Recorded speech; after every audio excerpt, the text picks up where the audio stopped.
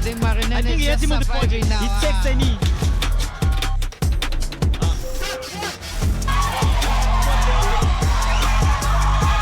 Something is given.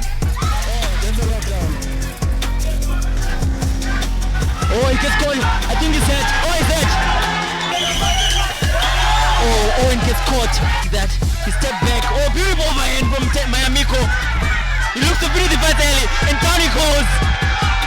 The referee needs to step in right now, and they calls it. It's over. Phiri, whenever he gets. Whoa! Oh, it's knockout court.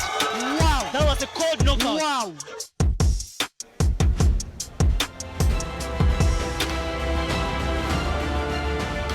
Hello and welcome to Mayhem at the Market, the Warrior Ascent Promotions. We're coming to you live from the Four Ways Farmers Market. My name is Peter Lobeng and I'm here with my two co-commentators, Bevan Sibanda and Braden Young. Braden, how do you see this 7-bout tournament going? Thanks a lot, Peter. I'm really excited. You know, every Mayhem at the Market that we've seen so far has been full of entertainment, full of great fighters from all around the continent. And I'm sure that tonight's going to be no different. Looking forward. Great stuff. And Bevan, which fight really do you think really is going to steal the show tonight? Thank you, Peter. I've struggled to choose one of these because all the fights look very exciting. But my fight of the night, I think it's going to be Amavila versus Chellan. Those are really two good big fighters in the welterweight division. I really think they can steal the show because Amavila is very strong and durable, while Chellan is a very, very big hard hitter. So it's going to be very exciting. Well, 7 bouts, as we say, on the bell, and we're going to be seeing how this one goes.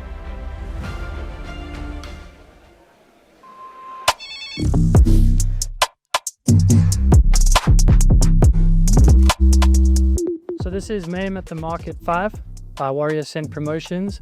It's our third show of the year. We're the most active promoter in the continent. We aim at being the most active promotion in the country and eventually the continent. We started Mayhem at the Market last year. I think in the space of 1 year we've already had 8 shows. We have a show almost every month. We have 2 shows coming in August. But the whole idea behind Warrior Ascent Promotions is to showcase African talent. So not just South African. If you look at all our bills, it'll be 50%, I don't even know, like 80-20 people from everywhere.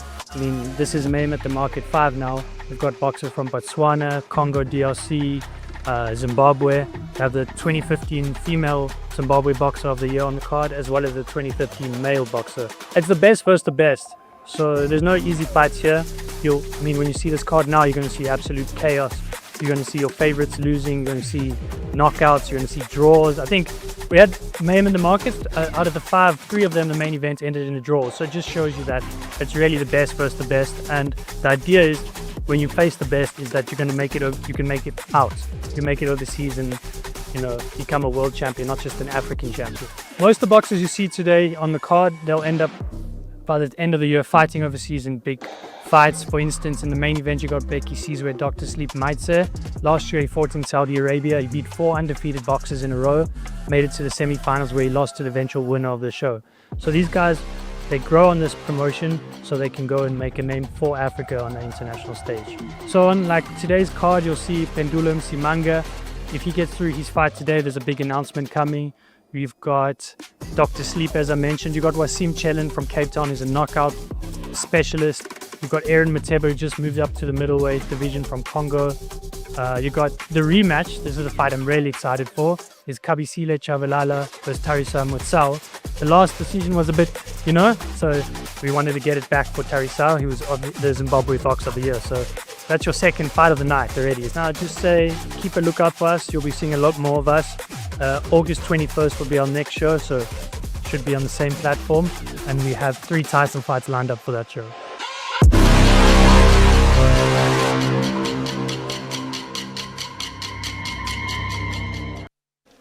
7 exciting bouts on the card, gentlemen.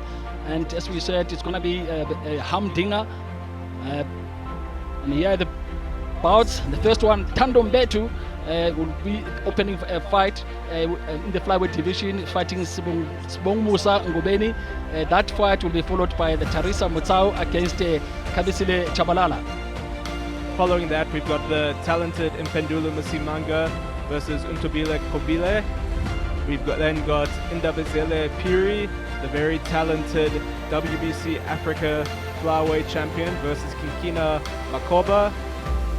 And we also have Aaron Muteba taking on Limbani Masamba all the way from Malawi. And Wassim Chellan is taking on Paulus, Amavila. The last in main bout, that's Bekizizwe Maitse taking on Kago Raokgwathile. There they are, warming up the first bout. And who's this? Sibongumusa Ngobeni, who is taking on Thando Mthembu. This is really going to be a very competitive fight because Thando is a 3-time SA champion in the amateurs. He's from KZN, but he's based in Joburg, the Warrior Ascent Promotion fighter. And this is your division. This is where you fight. This is not my division actually. Oh. This is the flyweight division. And still it's almost the same because the weights are so close from 47, 48, 50 kgs. It's very close. Okay, now let's cross over to the ring announcer, Shane Wellington. Ladies and gentlemen, hello and welcome to Mayhem at the Market 5. Proudly brought to you by Warrior Ascent Promotions, together with Top Boxing Generation Ukraine. Warrior Ascent Promotions, showcasing the best of African boxing to the world. Now we have 7 exciting bouts lined up for you, ladies and gentlemen, and this event is sanctioned by Boxing South Africa. The fight supervisor is Slots Ramachole. The timekeeper is Coleman Malefe. And the ringside physicians are Dr. Stephen Selepe and Dr. Simon Brooks. So without further ado, let's kick off the action with a flyweight bout, and let's welcome our boxers into the ring. Starting in the blue corner, he's fighting out of Witbank, Mpumalanga, and he's known as Cry No More. Please welcome Sibongumusa Ngobeni.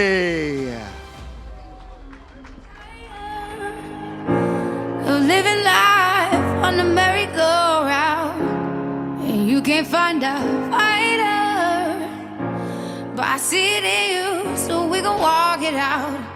Move mountains, we gon' walk it out and move mountains, and I rise up.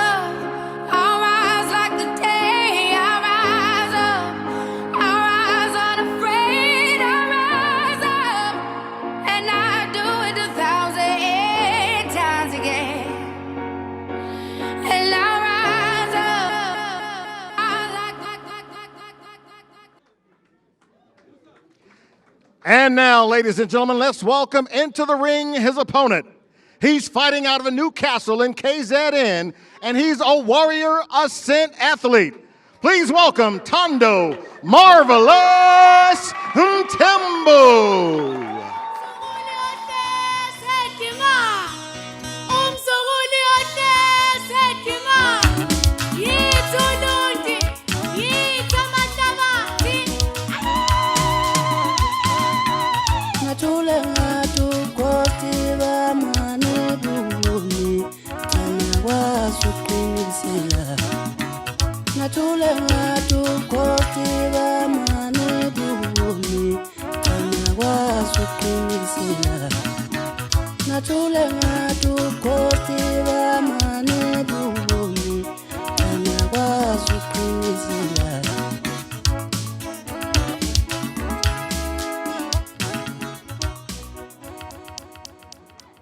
Ladies and gentlemen, this flyweight bout is scheduled for 4 rounds. The judges for this bout are David van Nieuwenhuizen, Simon Mokati, and Jaap van Nieuwenhuizen. Introducing first, the blue corner. He's wearing the black and white trunks and weighed in at 48.8 kilograms. He has a pro record of 1 win and 1 loss. He's fighting out of Witbank and Mpumalanga. Ladies and gentlemen, introducing Sibongumusa, Cry No More, Ngobeni. And now introducing his opponent. He's fighting out of the red corner. He's wearing the Springbok green and gold and weighed in at 50.1 kilograms. He's making his pro debut, and he's fighting out of Newcastle, KZN. He's a Warrior Ascent athlete, and he's known as Marvelous. Ladies and gentlemen, introducing Thando Mthembu. And the referee in charge is Tony Hinyangiwe. Thando Mthembu, obviously the big favorite here in this arena, as far as I can hear. I don't know what you hear, gentlemen, but I think he's a favorite. He's a crowd favorite. I agree. What's really important in boxing is the base, and from boxing, if you have a good amateur base like Thando, he is three-time national champion. I'm sure that's why maybe he's the favorite, and I really know him personally, and believe me when I say he's really marvelous, just like his name. Yeah, his nickname is Marvelous.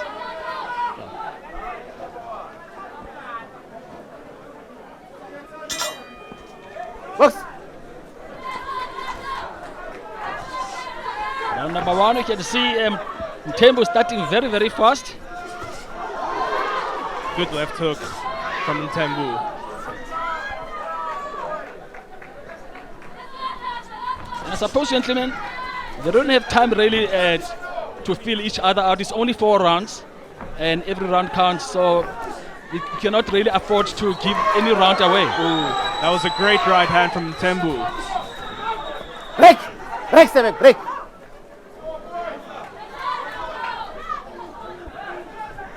One would really think Ngobeni is the one who's supposed to have a lot of experience, since he already has 2 fights in the professional ranks. But it's not like that in boxing. It's about the skills. You can see Mthembu, he looks very experienced in there, and it's only his first fight. You're right, Bevan. I like the way that he's trying to cut off the ring. He's trying to get his range, and he's already landed a few good shots. Both boxers really giving their all. This is only the first round. This one is in the flyweight division, is scheduled for 4 rounds.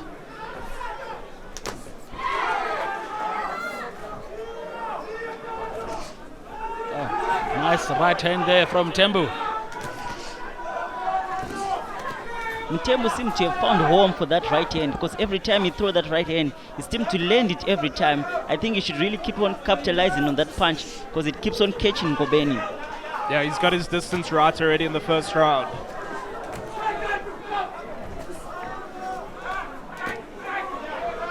This guy's barely out of the amateur ranks. Nice left hook there from Mthembu. And you can see Ngobeni's already felt that power, and he's got the respect for the power now of Mthembu. Another good left hook from Mthembu and a right hand.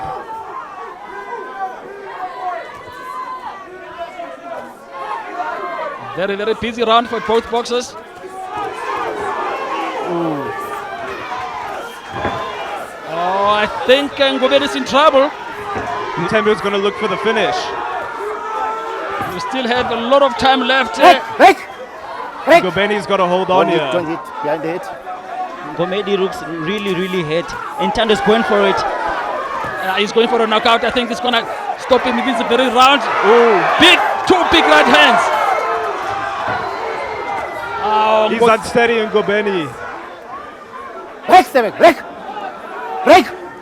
And the referee, Tony Yangiwe, very, very experienced referee.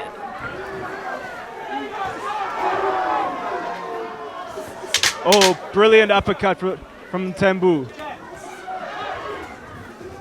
Ngobeni needs to hold on. He might not make it to the end of the round. End of the round. And you're right there, Braden, because you know what do you do when you're in trouble? As you know, Bevan, you have to hold and try to get your bearings. But now he kept on punching and exposing himself, and then that is why really he was nearly knocked out in the first round. Yes, for someone with 2 fights, it looks like it's a lack of experience, because he was, instead of holding and clinching, he was not trying to survive it, he was trying to hit back, and I think that was his downfall. And I'm not sure if he's really going to sustain in the second round, because Thando seems to be looking very fresh and strong. Yeah, the legs of Ngobeni look very wobbly towards the end of that round. He's almost being held up by the ropes at points in that round. You can really say it was saved by the bell. Let's see now what happens in the second round. And that's Mthembu there in your picture. This is how he did it. Look at that big right hand. And Ngobeni's knees are already buckling, as you can see. He tries to come forward. Seconds out. Box. It's that laser right hand from Mthembu. Pops it off so quickly. Round number 2.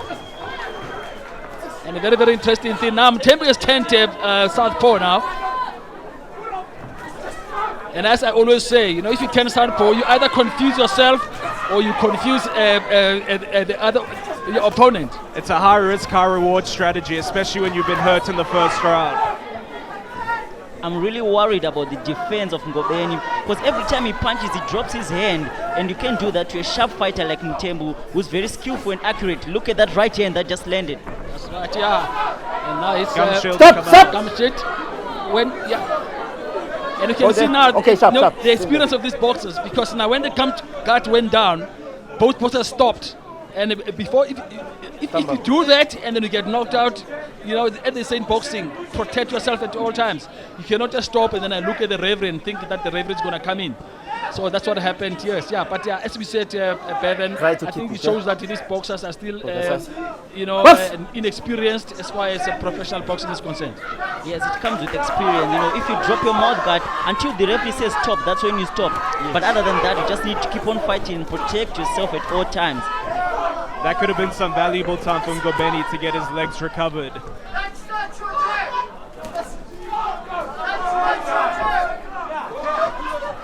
And it's already like, I think, blood coming out of the nose of Ngobeni.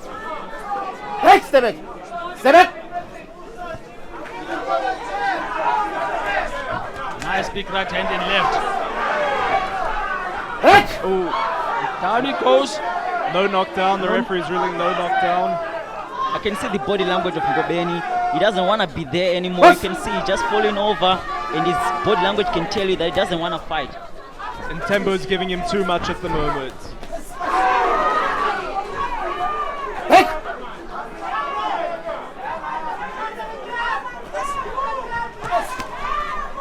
Well, he's trying his best, trying to fight back, but I don't think this one is going to go the distance. Mthembu is just too much from Ngobeni. Mthembu's like a predator stalking his prey at the moment. Oh, that's a huge right hand from Mthembu. Mthembu, as you said, Bevan, a 3-time South African amateur champion. It's really showing. This is a very good showcase from him. He's making his opponent miss and he's countering very well. Now he's putting on the ropes. But Ngobeni is not phased. He keeps on throwing, surviving, swinging, aiming to just catch Mthembu clean. Exactly, and he needs to do that because if he doesn't, the referee can stop the fight. 100%. He's got to keep... Oh, bit of a stumble there again. His legs are so wobbly at the moment in Ngobeni. And then he's abandoned his jab completely. You can see now he's just throwing wild punches. And this is going to be his undoing. Ngobeni is getting punished every single time. Mthembu is landing clean shots right on his head, on the body. I think the referee's going to have a close look at this fight in the next round. You know, I always like to say it's best to save a fighter for another day. And if the referee cannot do that, it's his corner's job to look at the boxer to see if he does really have a chance, because I can see this boy is taking too much punishment from the first round up to the second round. It's been the same way. Mthembu is having his way. You can see the boxer is breathing heavily on the corner. He's showing great heart though, Ngobeni, I must say. He could have gone down on some of those big shots, but he stayed up well. Yeah, he took those shots really well, but he was stunned a bit. You see his legs are not there. You can see there, that's when he was just falling all over.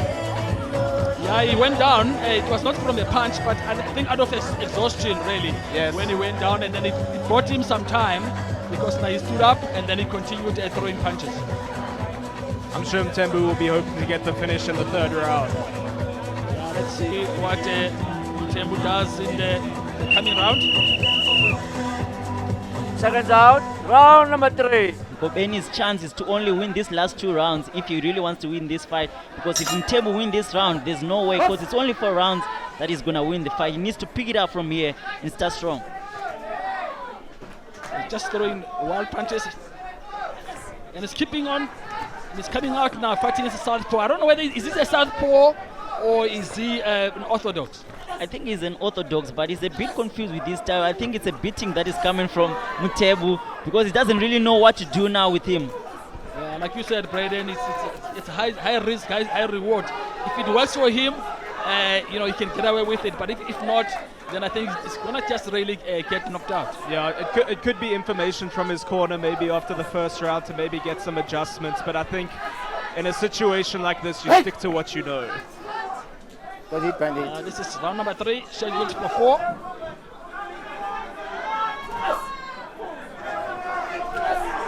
Ngobeni's hands are very low, especially when he throws.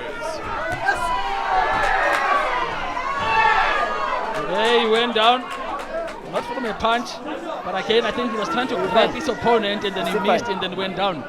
More of a rugby tackle, I think, because he saw the Yes. Springbok trunks. Yeah, it really looked like a rugby tackle. He's doing well when he's on the orthodox style, but I don't know why he's switching because that's where his best chance are when he's on orthodox style. Yeah, you're right. He fights better really as an orthodox. And what do you make of his tendency now to be almost spitting out his gum guard? Because he's not really keeping his gum guard inside his mouth. It's a bit of the dark arts, I'd say, in boxing, where you can maybe buy yourself some extra time. Like Bevan said, though, you have to protect yourself at all times. The gum guard comes out, you can't stop fighting. You need to wait for the referee to call it when there's a natural stop in the flow of the fight. Yeah, you're right. It's a nice tactic. But now he's right in the corner now. In the neutral corner, he's just been pummeled. And he's got cut above his right eye, or is it below? But there's some blood coming out of his Ngobeni's eye. Another big shot. I really saw a headbutt there that brought up the cut. But now the boxer is surviving on the corner and the referee calls it. What a story from Thando Mthembu. He just graduated this month and he made his debut this month and he won it in spectacular fashion. Knocking out university and knocking out his opponent. Not many could say that.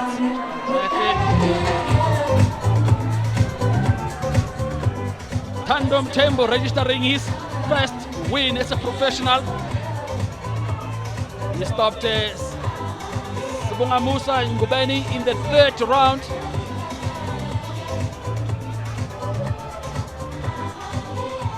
You see the doctor there in the corner of Ngobeni. He's got to check him out, especially that cut above his right eye. Peter, do you agree with the stoppage? Do you think it was at the right time? Do you think Ngobeni could have continued? I really think so. Bevan, do you think also the stoppage was fine? I really think the stoppage was fine, and you remember what you said before, the fight was supposed to be stopped earlier because this guy was taking punishment all the rounds. Thando was just having his way. I think it was the right call for the referee to stop the fight. The man in the picture there, Thando Mthembu, goes by the name of Marvelous, registering his first win as a professional. Flyweight division is a problem because I really see this guy going really far. He's very good for his professional debut to look like this. Very skillful, very phenomenal. I really think he's one for the future. Yeah, he's one for the future. 3 times South African amateur champion, and now he started his professional career on a high note. In winning style, the entire flyweight division will be put on notice from him in a short amount of time.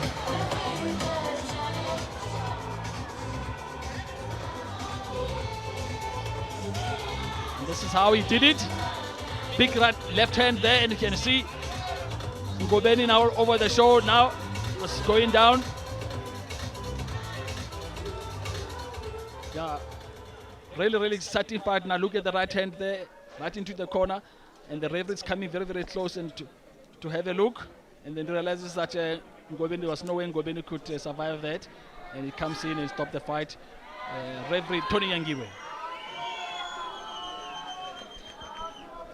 Ladies and gentlemen, referee Tony Nyangiwe stops this bout 2 minutes and 18 seconds into round number 3, declaring the winner by TKO, Thando Mthembu.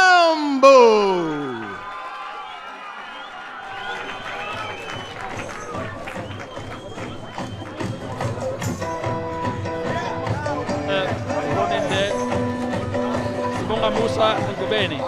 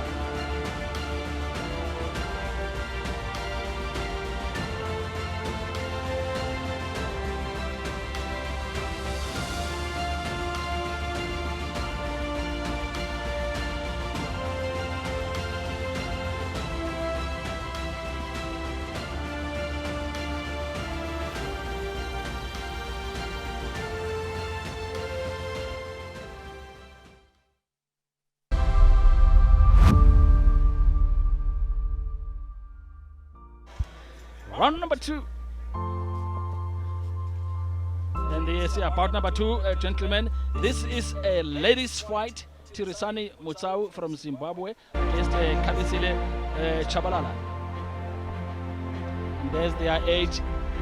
As you can see there, Kabisile 34 years, 9 years older than her opponent, Tarisai Mutsau.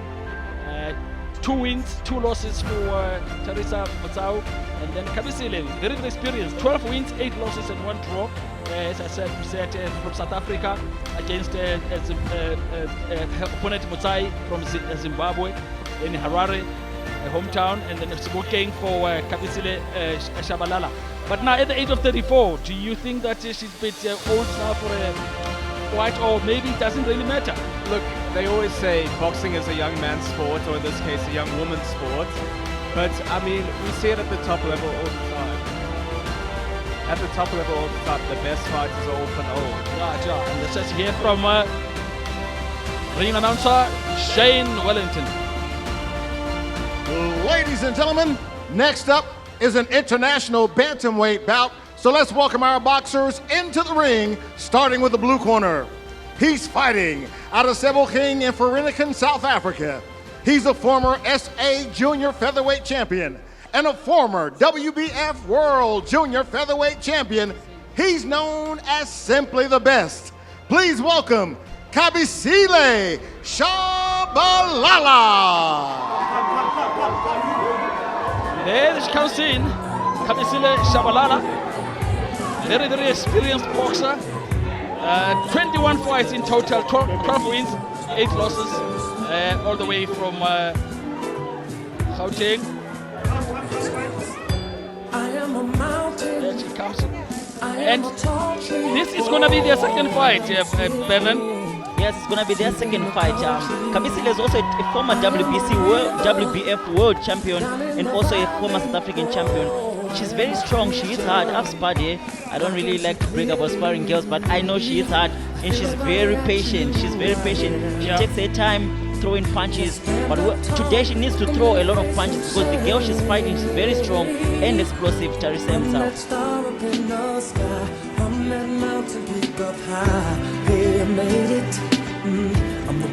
I'm not a fan of rematches because it's very tricky because the opponent would start you and know that this time I'm going to bring this game. Especially when it's a close decision like the last fight. And now for her opponent in the red corner. She's fighting out of Harare, Zimbabwe. She's a Warrior Ascent athlete and is known as Tara. Please welcome Tarisai Mutsau. Tarisai Mutsau from Harare in Zimbabwe.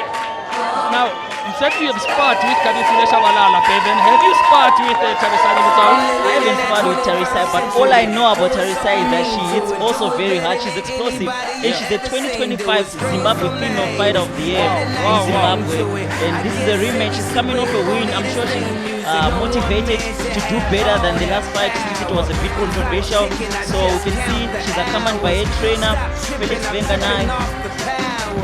And you said they fought last in Cape Town, and there was a controversy about the scoring of the fight. Yeah, there was a bit of the fight was very close. I'm not really a judge, but it was very controversial. But now you can see if it was not a fluke for Kabisile, if she can pull it out again for Tarisai, we turn the tables this time around. Alright, so let's see here. Ring announcer Shane Wellington. Ladies and gentlemen, this international bantamweight bout is scheduled for 8 rounds. The judges for this bout are Duduzile Dlamini, Dawn Bench, and Tony Nyangiwe. Introducing first, the blue corner. She's wearing the gold and black trunks and weighed in at 53.8 kilograms. She has a professional record of 12 wins, 8 losses, and 1 draw. She's fighting out of Sebokeng in Vereeniging, South Africa. Ladies and gentlemen, presenting the former SA Junior Featherweight Champion and a former WBF World Junior Featherweight Champion, Kabisile, simply the best, Tshabalala.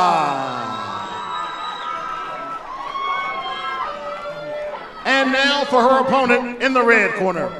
She's wearing the black and gold trunks and weighed in at 52.7 kilograms. She has a pro record of 2 wins and 2 losses. She's fighting out of Harare, Zimbabwe, and she's a Warrior Ascent athlete. Ladies and gentlemen, introducing Tarisai Mutsau. And the referee in charge is Namhla Chuluba. And very, very experienced referee there in Namhla Chuluba. She'll be the 3rd person in the ring. Between the 2 boxers. Shake hands and go 8 to your rounds corners. of 2 minutes each. Go to your corners. Now, any reason, gentlemen, why ladies out. should be fighting for 2 minutes and not 3 minutes? Bevan? I really think 2 minutes is okay for the girls. I don't have a reason for that, but I think 2 minutes is okay for the girls. But it also limits them from having a lot of knockouts because most of the girls don't have knockouts because they can't really do much in 2 minutes. Yes, that's what I wanted to say, because now look at Kabisile's record, 12 wins and none of them by knockout. So she's never really stopped any opponent in her life. And there they are. And Tarisai starts very, very fast, gentlemen. I think she wants to stop Kabisile in this very same round. What do you think? Tara's got a point to prove over here. Thinking shots to the body there. She's attacking that body. Those body shots are brutal. You can see from the beginning of the round, she doesn't want it to go to the scorecards. She really is very hungry for this one. What she is, as you said, there was controversy in their last fight, which was won by Kabisile Tshabalala. So, yes, that fight was a close split decision. A lot of people had the fight in favor of Mutsau. but I think both fighters have got a point to prove in this fight. Mutsau to put it wrong, and Tshabalala to prove that she was the rightful victor in the first fight. As I mentioned before, that Kabisile is a very patient fighter. She takes her time, and I really hope Tarisai doesn't punch herself out by starting so strong and fail later. I hope she can maintain this same pace for all the 8 rounds. Nice body punches there from Tarisai. Mutsau. Can she keep up the pace now for 8 rounds? It will be tough for her. I mean, they are 2-minute rounds. She's got good conditioning from what I've seen from her, Tarisai. So, for her sake, and I'm sure her corner will have a game plan for her to maybe keep up that momentum or maybe divert tactics as the fight goes on. Step back! And the experience of Kabisile Tshabalala, you can see there. And Beben, as you say, she's very, very patient. She's taking her time. She knows this is still early in the fight, the first round of 8. Yes, I agree. She's very patient. But me, I believe in winning every round. You must make sure you win every round because you never know what round you fall off short on the scorecard. This round has been completely dominated by Tarisai. Yeah, not much coming back from Tshabalala. I think maybe she's downloading a bit of the data on the fighter, getting some more information, getting her range and distance because she hasn't really been throwing punches back. Yeah, and I think what was happening there was that now she was really taking her time and maybe letting her opponent really punch herself out.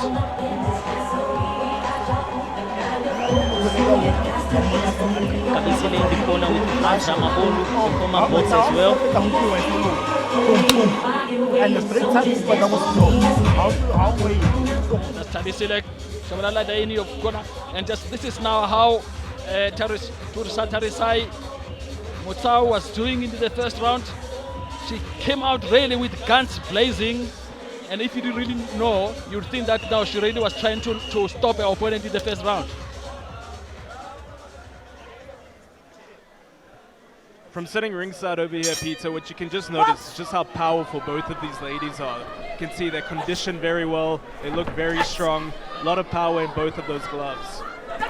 Like Kevin has already told us, and they said now he has sparred with both ladies, and he says they hit very, very hard. And look at those right hands to the body from Tarisai. Body shots are very draining. They're draining to the person who's hitting them and to the person who's getting hit because you use too much effort on the body shots because it's there in front of you. And you cannot really move the body away. You can move your head and make your opponent miss with punches from the head. Oh, nice exchanges there from these two ladies.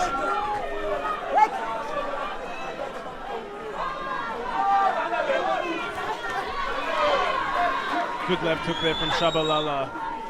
Tarisai comes back. I love the left hook of Tshabalala. Seems to be catching Tarisai most of the time whenever she's coming inside. And Tshabalala's throwing a lot more this round. You can see maybe it's a bit of a feel-out round, but again, good counter-punching from Tshabalala. Tshabalala really is coming up really with big shots. Now, those shots, now either they're going to drain her and make her tired, or they're going to drain her opponent, Kabisile Tshabalala. I really think Tarisai is the best body puncher that I've ever seen in the ladies division here in Africa, because the way she hits the body needs to be studied.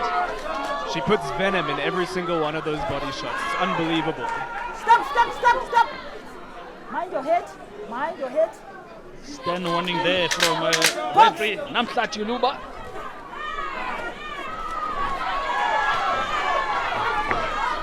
This is a very, very exciting bout, gentlemen. I don't know how you see it, but these two ladies really, they are really showing the stuff that they're made of. Yeah, this is a tough bout to score. You can already see why the first fight was so controversial and so close, because you could score this in so many different ways. Okay, now let's see your predictions, guys. Now, who won the second round? It was a tough one. Tshabalala came with a lot of good shots there. I liked a lot of her work. The defense was good. But I think the way that Tarisai, her activity, she was doing most of the work in that round, her ring generalship, she was controlling the center of the ring, so I would probably edge that one to her. Seven? I think this will only come to the, if you see on the replay, Tshabalala was hitting the board clean shots, but then Kabisile always was coming with those one single shots. This will come down to the judges of who did they want the most in terms of the fighting style, because one is a pressure fighter and one is a very, very patient, calculated fighter. Yeah, and the three judges at ringside, Tutusile Tamini, Don Bench, and Tony Yangiwe. Round number 3.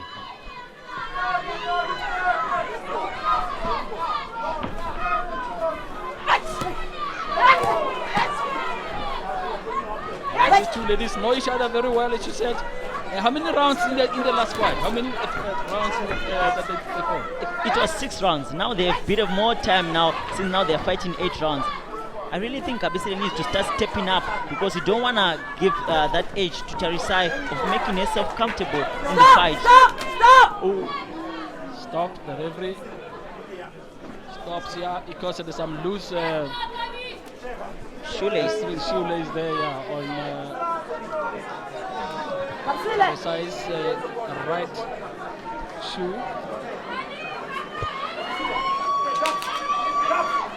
But like you're mentioning, Bevan, the counter punching of Tshabalala has been phenomenal so far. Even her jab we were seeing now, Tarisai was trying to put on the pressure, back her off onto the ropes, and just popping that jab, just keeping her at bay. Yes, yeah. And it's going to be very interesting that you see now how the judges see this one. Because a lot of body punches from Tarisai Mutsau. But now, is that now what maybe the judges are looking for? Oh! Good left hook from Tshabalala. What a beautiful fight. Very, very exciting fight. The crowd really screaming for their boxers.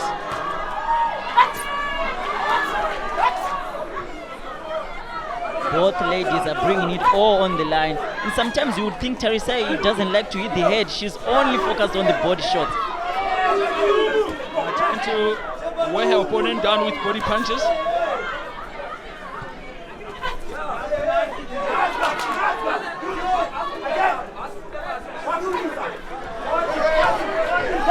Don't push, Tara, don't push.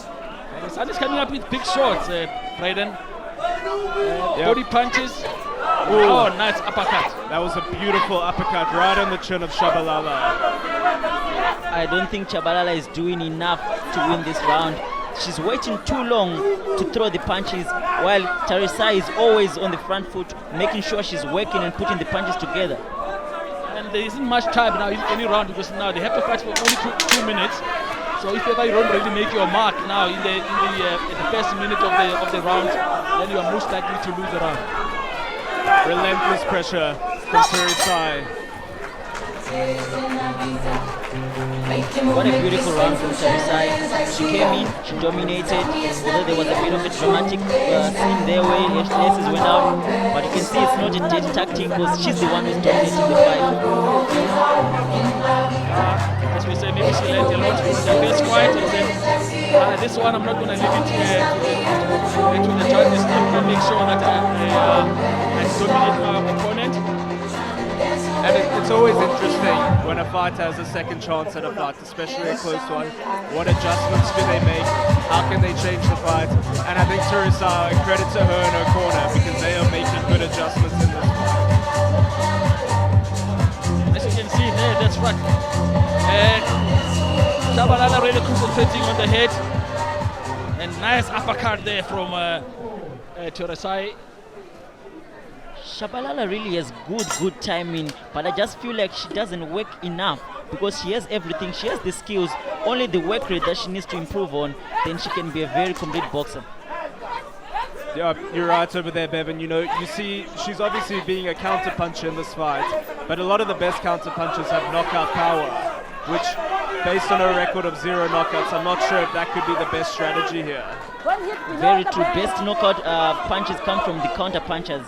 And Kabisile is staying there. She's not moving around. Most counter punchers, they move around and then they counter you while you're falling in. But Kabisile is standing right there in the middle of the ring while she's putting her guards, high guard up. very, very exciting bout.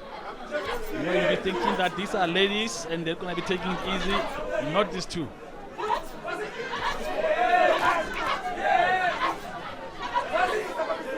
Tarisai having her way, dominating Kabisile Tshabalala, putting her on the back foot. More big shots from Mutsau. She's really causing some damage, and you can see Kabisile is a bit fatigued now. It must be from those brutal body shots that Tarisai was throwing in the beginning of the round. And now there she comes back now. Double left, followed by right. And it is that left hook of hers, of Tshabalala, that has found the most success. It's been her best punch of the fight so far. It's catching Tarisai clean, those double hooks all the time. She just needs to capitalize on those hooks and then add with a big right hand. Tarisai Mutsau really with a high work rate. I like her work rate really. And she's mixing her punches now. She's not just concentrating on the head. She also goes to the body.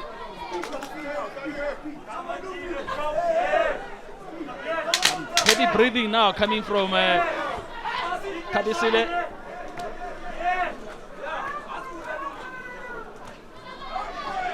Nothing coming back from Kabisile. Another brilliant round there for Tarisai. I think she's really running away with the rounds, guys. I don't know how you saw the last round. Yeah, I had that as another round for Tarisai, the Terra Mutsau. I think she's put in a lot of good work in the early stages of this fight. I think maybe like Devin suggested, Tshabalala tends to come alive in the later rounds. Potentially she's conserving her energy, but she already looks a bit tired. And one thing I must commend is the conditioning of Tarisai. The way she's fighting very strong, and she's still maintaining that. That means the coach really did some good work there on the conditioning. And Tarisai is very, very fit. No, she is fit there because she's not holding back. As you can see now, big left hook there, followed by a straight right, another body punch. And this was like towards the end of the round when Kabisile also came back with two left jabs, followed by a right.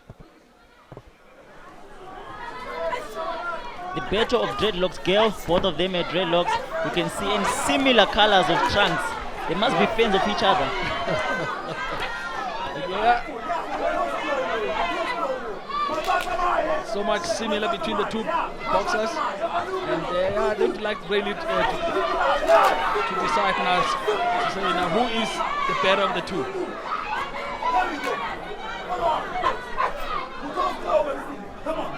You see that winning their last bout in Cape Town. Now let's see now what happens now in this bout. And as you said, Ben, it was very, very controversial the win. Yeah, it was controversial, but now you can see why Tarisai came with a point. You know, sometimes losses are good on boxers' records, makes them improve, because this is the best I've seen of Tarisai Mutsau. I was about to say, Tarisai's head movement has been so impressive. I've seen her slip that jab of Tshabalala so many times, ducking left to right. Very, very impressive. Step back. When I say step back. This was impressive, gentlemen. When you look at the record, Tarisai Mutsau only has 4 fights, 2 wins, 2 losses against Kabisile's 21 fights, 12 wins and 8 losses and 1 draw. But Peter, the age-old truth is, it's not about what your record is, it's about who you fight. You're right, yeah, the quality of opponents really is very, very important. Kabisile has never really stopped any opponent, whereas Tarisai Mutsau has got 1 KO in her 2 wins. Tshabalala really has a good jab. She started using it more in this round. She was only using her left hook, but now she's putting on that jab, which I think she should have started early. Nice exchanges from the corner. Yeah, I think these two boxers, they're really needing nothing outside. Two absolute warriors here. This is a great advert for women's boxing. I agree with you, Brayden. These two boxers are really fighting well. We can in now for round number 6.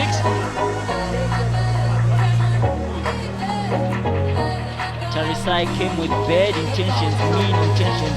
She really wants to take this win, and she's taking it away from Kabisile. Kabisile needs to dig deep. With their record, you can see she doesn't really have knockout power, so I'm really worried if she can pull something out, but you never know, it's boxing at the end of the day. Very difficult for ladies boxing really to score a knockout because they only fight for 2 minutes. You know, when you start a round, before you know the round is already over, and it's very difficult now really to go out there and stop your opponent.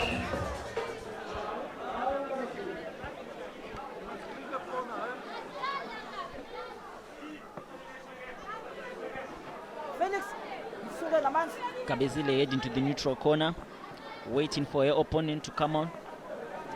There's too much water in the corner of her opponent, Tarisai Mutsau. It's another good left hook from Tshabalala. And again at her right hand. She's coming with fire this round, and so is Tarisai is bringing the fire right back to Kabisile. Beautiful boxing from the two ladies. I'm really impressed, guys. I don't know about the two of you. I'm really impressed, eh? To see female fight like this, it must show you that boxing is for both females and males.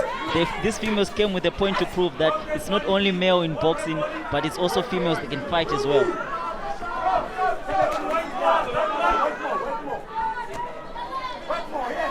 Beautiful left hook coming from Kabisile. That left hook has been landing all night. And maybe it's not surprising why they're so good now, because they've got a good sparring partners in Bevan Sibanda. I'm not really a main sparring partner, and I didn't spar Kabisile for this camp. Yeah. But of course, I'm sure she really had some good work with some of her sparring partners right there at the WBC gym.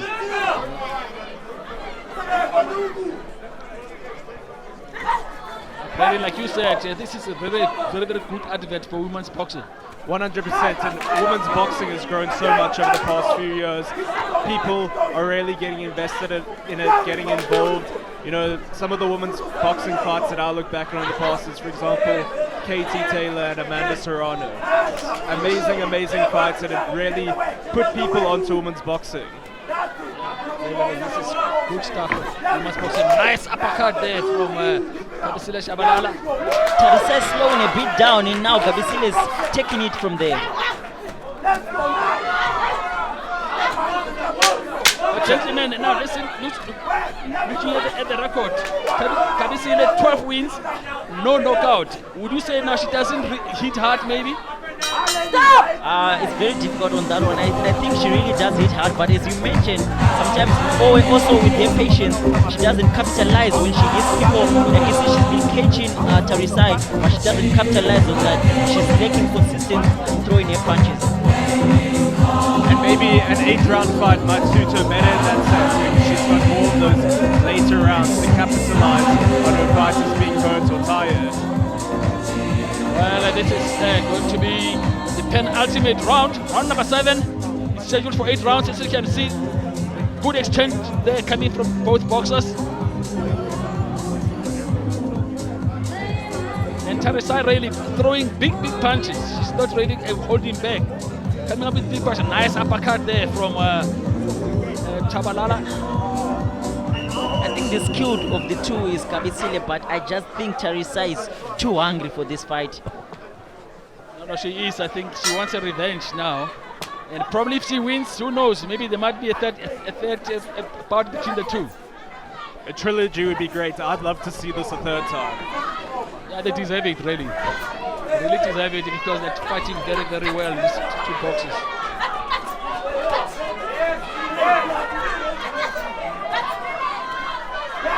34-year-old is Kabisile Tshabalala, but it doesn't really show. You know, in women boxing, I've seen women who fight until they're 45, right there.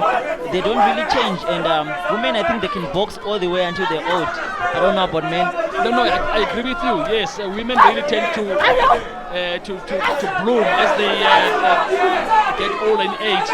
And Kabisile, I think, really is a good example of that. Yes, she is at 34 years of age. You know, I think the opponent who's only 25, but she's still there at 7th round. She's still standing in front of her opponent.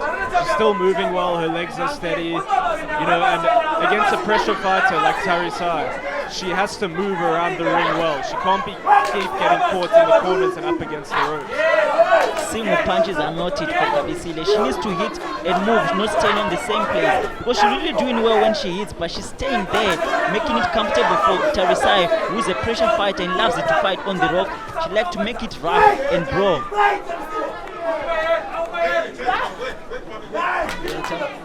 Tarisai really pressure cooker. In Polish, it's not called terra for nothing. Yeah, her pressure style is quite reminiscent of Phiri, who we're going to be seeing on this card later tonight.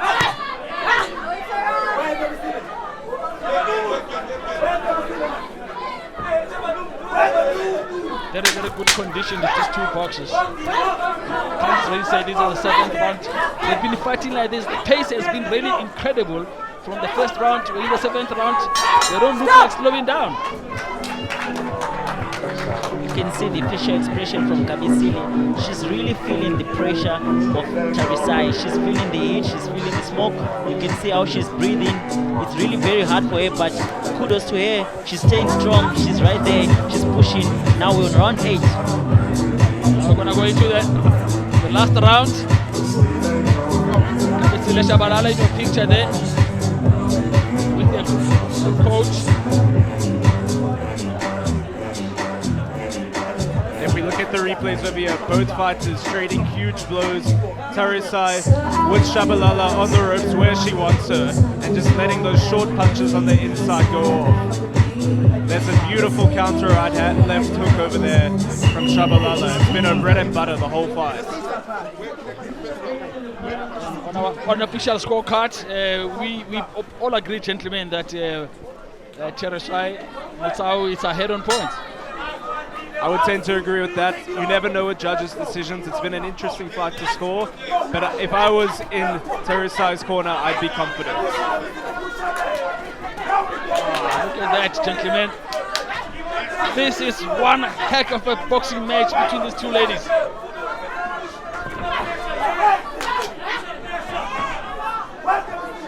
Tarisai is so fun to watch. She's not really a combination fighter. She throws single, solid shots. She's very explosive with her shots. Kabisile also knows how to mix up her punches. Is that experience that she has in 21 fights. Beautiful triple jab coming from Kabisile. I'd like to see her pop up that jab a bit more to keep the pressure fighter off of her, maintain a bit of a distance. Because, you know, if you're Tshabalala, you don't want to be up against the ropes against a volume puncher. Tarisai is really a pressure cook. She's coming forward all the time and throwing as many punches as she can. Gentlemen, I think I'm going to be really selfish here. I really would love to see this fight again. I'm not sure if both of these boxers is what they want, but this fight has been so interesting that I would love to watch it over and over again. Well, Devin, if it's 1-1 after 2 fights, you would think the natural thing is a trilogy. Exactly, trilogy. This was the stuff that trilogies are made of, because now they've won one each. As far as we are concerned now, this one is going to Tarisai Mutsau, and it should only be fair now if ever they fight for the third time. Good shot from Tshabalala. Tshabalala's definitely had her moments in this fight, but I think she's just been outworked by the relentless pressure and force of Tarisai Mutsau. The high volume Tarisai has, she keeps throwing. And Kabisile is also throwing back right on the ropes. What a fight! What a fight, gentlemen! Well done, ladies! Incredible. What a beautiful fight from both ladies. They really put on a show from the first bout to the second bout. This is what I love about Warrior Ascent. They always put competitive fights. Despite of the records, you can see it's well evenly matched, not on the paper, but with the way they fought, you know they deserve to be with each other right there in the ring. Yes, and you know what? This fight might just steal the show. This might be the fight of the tournament. 100%, and you know, like you were saying, Bevan, it's not what's on paper, it's what happens in that squared circle. Yeah, that's why also for boxers, you never overlook anyone based on their records, because it's very tricky. You go in there, you fight someone who really knows how to fight, or maybe they just had rough losses with tough boxers, but you never judge from a record. Yeah, it's very, very. Because I'm looking at Tarisai's record. 2 losses. I don't know who did she lose to, and how did she lose those fights? She lost. She lost to Kabisile, and I'm forgetting the 4th person who she lost to. But I really think those losses really made it. She tried to reverse that decision. We're gonna be here from the 3 judges. And this is now how they finished off the fight in the last round, the 8th round. And then look at Tarisai Mutsau, she finished the way she started the fight. Exactly, she didn't slow down a lot. And what I think which helped her a lot is you can see she's such a huge woman in that ring. And I think the fact that how she was leaning and putting the pressure on and using her weight and using her strength. Man, I had to refresh my memory. I don't know if it's being a boxer that takes away my memory sometimes, but I remember Tarisai lost to Machidi, so on a very, very close fight as well. It was a split decision, and I was right here commentating again. It was a close fight. Her losses have only been close fights against veteran boxers, so she's really a good boxer. She's really a very, very good boxer. The judges are tallying up the scores. And just to remind you, the 3 judges, Bekizizwe Maitse, Don Bench, and Tony Ngiwe, will hear how they scored that fight from our ring announcer, Shane Wellington. The referee Namkhak Tuluba discussing the scores there with the ring announcer Shane Wellington. I think the reason why I do that because I feel like she's too soft. So that's where I end up. The boxers are called to the center of the ring by the referee Namkhak Tuluba. And let's hand over now to our ring announcer Shane Wellington. Ladies and gentlemen, after 3 rounds, make that 8 rounds, we go to the judges' scorecards for a decision. Judge Labina scores about 77-75, Mutsau. Judge Nyangiwe scores about 76-76, a draw. And Judge Dawn Bench scores about 78-74 to your winner by majority decision, Tarisai Mutsau. There we go. Tarisai Mutsau avenging her loss, the other loss, one of the two losses against Kabisile Tshabalala. Gentlemen, I think this is a fair result. How do you see it? I agree completely. I think she put in most of the work during that fight. She applied the pressure, she outworked her opponent, and she's shown the mentality of a champion to come back from a defeat and show why she deserved to win it in the first place. Bevan, you agree with that? Yeah, I agree. I think Tarisai redeemed herself. It was a good competitive fight, competitive rounds, but not really. I really thought it was one-sided. I really thought it was going to be a unanimous decision. Tarisai really put through, and she did the most of the work. Kabisile tried, but she was countering most of the time, taking her time, and I really think Tarisai did well to win the fight. Bout number 3, Mpendulo Msimanga taking on Mthobile, Qovile, which is a very, very exciting fight in the strawweight division, my division, the best division in the world. Exactly, we're going to see how this one is going. We're going to go Mpendulo Msimanga against Mthobile, Qovile.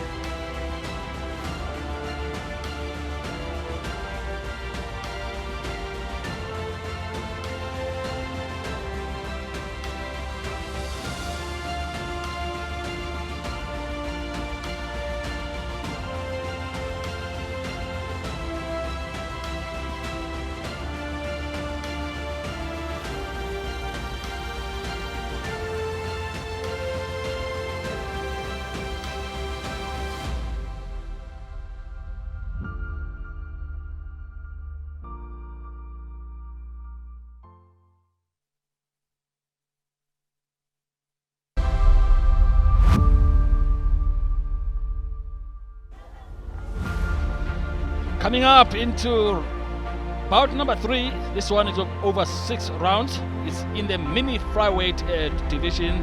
Bevan, this is your division. This is my division, and I like to call it the best division because just I'm in it and just being selfish. But as you can see on the tail of the team, Mpendulo Msimanga, 22-year-old, taking on 26-year-old Mthobile Qovile, all the way from Gauteng. Yes, and Mthobile Qovile coming in from a truck stop, and Mpendulo Msimanga is a Soweto boy. Only youngster, only 22 years of age. Not much of a difference between their age. Even the fights, the other one is 7, Mthobile, and Mpendulo is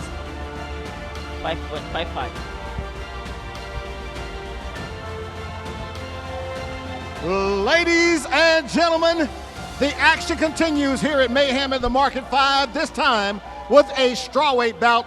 So let's welcome our boxers into the ring, starting with the blue corner. He's fighting out of Klerksdorp in the Northwest Province, and he's known as the Real Trouble. Please welcome Mthobile Qovile. Mthobile Qovile from the Northwest Province. He goes by the nickname of Baby Trouble. Record of 3 wins, 4 losses. So yeah, he's got a balance somehow. Yes, and then what? 26 years of age.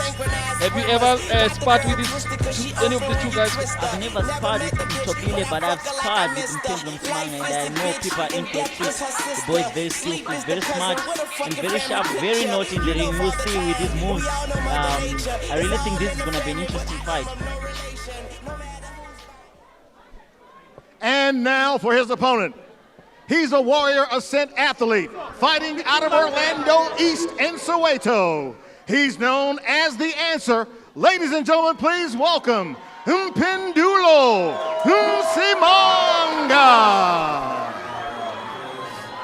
And walking into the ring now, we have the very talented young Mpendulo Msimanga, a southpaw fighter, although he can switch stances, and he's the answer. We're going to be seeing if Qovile can ask him the questions tonight. Qovile has never been stopped as a professional. He's had 4 losses, never been stopped. And I'm sure that Mpendulo Msimanga will be looking to change that tonight. Yes, undefeated in 5 fights. And yes, he has to go by the nickname of the Answer, because that's what Mpendulo means. Mpendulo means the answer, so yes. We'll see if he's going to come up with answers now for his opponent, Qovile. He'll be hoping to pass with flying colors.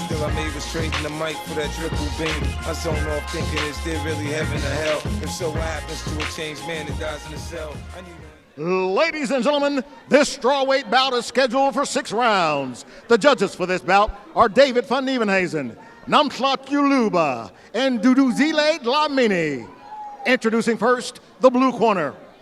He's wearing the white, gold, and red trunks, weighing in at 46.5 kilograms. He has a pro record of 3 wins and 4 losses. He's fighting out of Klerksdorp in the Northwest Province. Ladies and gentlemen, presenting the Real Trouble, Mthobile Qovile. And now introducing his opponent, fighting out of the red corner. He's wearing the turquoise and white trunks, weighing in at 46.5 kilograms. He has an undefeated record of 5 wins, and he's a Warrior Ascent athlete. He's fighting out of Orlando East in Soweto. Ladies and gentlemen, presenting the Answer, Mpendulo Msimanga. And the referee in charge is Rian Janse van Rensburg. And the referee calls the 2 boxers to the center of the ring. Rian Janse van Rensburg. I want you to obey the boxing rules. Always listen to my command. You protect yourself at all times, shake hands, enjoy your fight. Protect yourself at all times. That's what the final words from referee Rian Janse van Rensburg.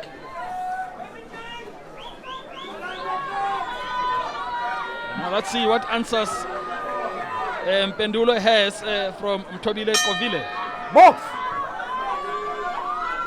Mpendulo really familiar with the farmers market. He's fought here most of his fights, and you can see with the reception, people love him here. He's such a smooth operator, Bevan. You know, his footwork is so good. He's very light on his feet. He dances around the ring, and he's got such a good shot selection as well. He can hit you from any angle. And he's only 22 years of age. Ladies and gentlemen, this man here, I think a lot really expected from him. And I don't know if maybe that can really bring a pressure from him now with so much expected from him. He looks very calm and relaxed in the ring tonight. I think he knows his skills, he knows that he can bring to the table, and he's going to bring his fundamentals, and he's going to try, because if he wins this fight, I'm sure there's big things in store in the future. His opponent, you can see, is not a pushover with 7 fights. He's right there with him, matching the boy. I think just because of the age, he's thinking this is a young boy, I must do my best here and try to dominate. Yeah, we'll soon find out what Mpendulo Msimanga is all about. Yep, Qovile is the most experienced fighter that Msimanga's fought so far. He's got 7 fights. The second most fights that an opponent of Msimanga has had has only been 5 fights. Beautiful defense from Mpendulo. I love the offense coming from Mthobile. He's not there he's not phased, he's throwing, he's working, but Mpendulo is taking his time, breaking his men down. Yes, this one is scheduled for 6 rounds in the mini flyweight division.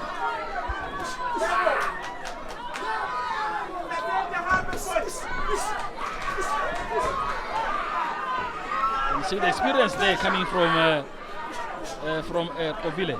Yeah, you can see he doesn't want to be backed up into that corner. He's trying to use his footwork, try bring the fight to the center of the ring. I've watched a couple of fights from Mthobile. He starts very strong, then he tends to fade, and you don't want to do that fighting against Mpendulo.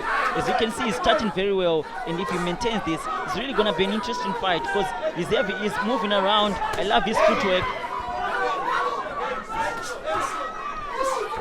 Both boxers really giving it their all.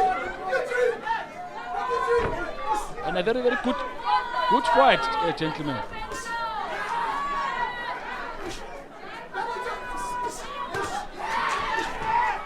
Mthobile also has some good defense. Although Mpendulo is taking his time, landing sharp off the punches, but Mthobile is not there. He's not there for fun. 10 seconds. It's the first time I see Mpendulo really fighting, and I can see why you two guys are really impressed with him. He looks like a very, very good boxer. The fundamentals are all there. He's got everything in his locker. And as I mentioned before, that Mthobile starts very strong, and Mpendulo is one of the guys who starts very slow. He's like a 12-round fighter, and he goes up. So it'll be exciting to see what he brings in the second round.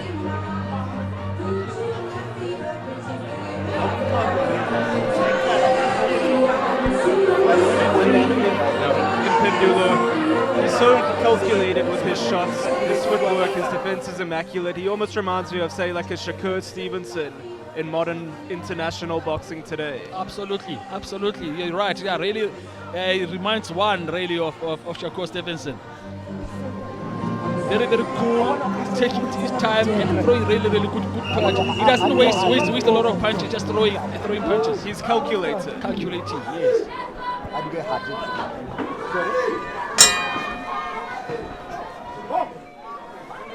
Mpendulo seems like he was downloading some information. Now let's see what he brings in the second round, because I really felt Qovile really had a dominant round. Yeah, you're right. Maybe Qovile really might have shaded the first round, but now look at Mpendulo now coming back with some nice combinations. Both fighters bringing a lot of intensity to the start of the second round.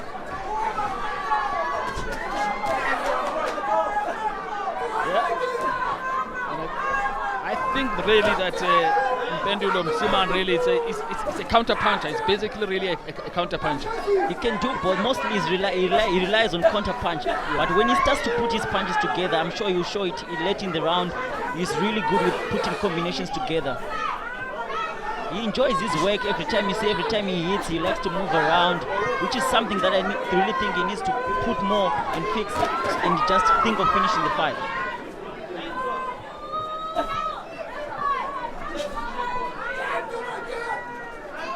The answer is very composed.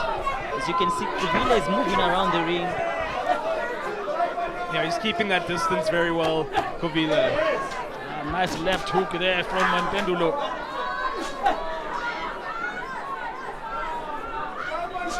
I think both boxers have understood the signs of boxing, the sweet signs of hitting and not getting hit.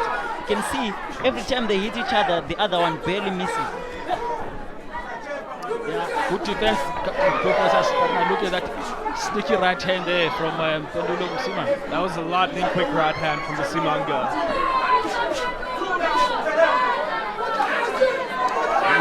Moves his head very, very well. You know, slipping those punches from Qovile. He's almost got a bit of a Philly shell reminiscent of Floyd Mayweather with his hands. Nice body punch. See how he mixed his punches. Good shots from Qovile to come back there. He responds immediately.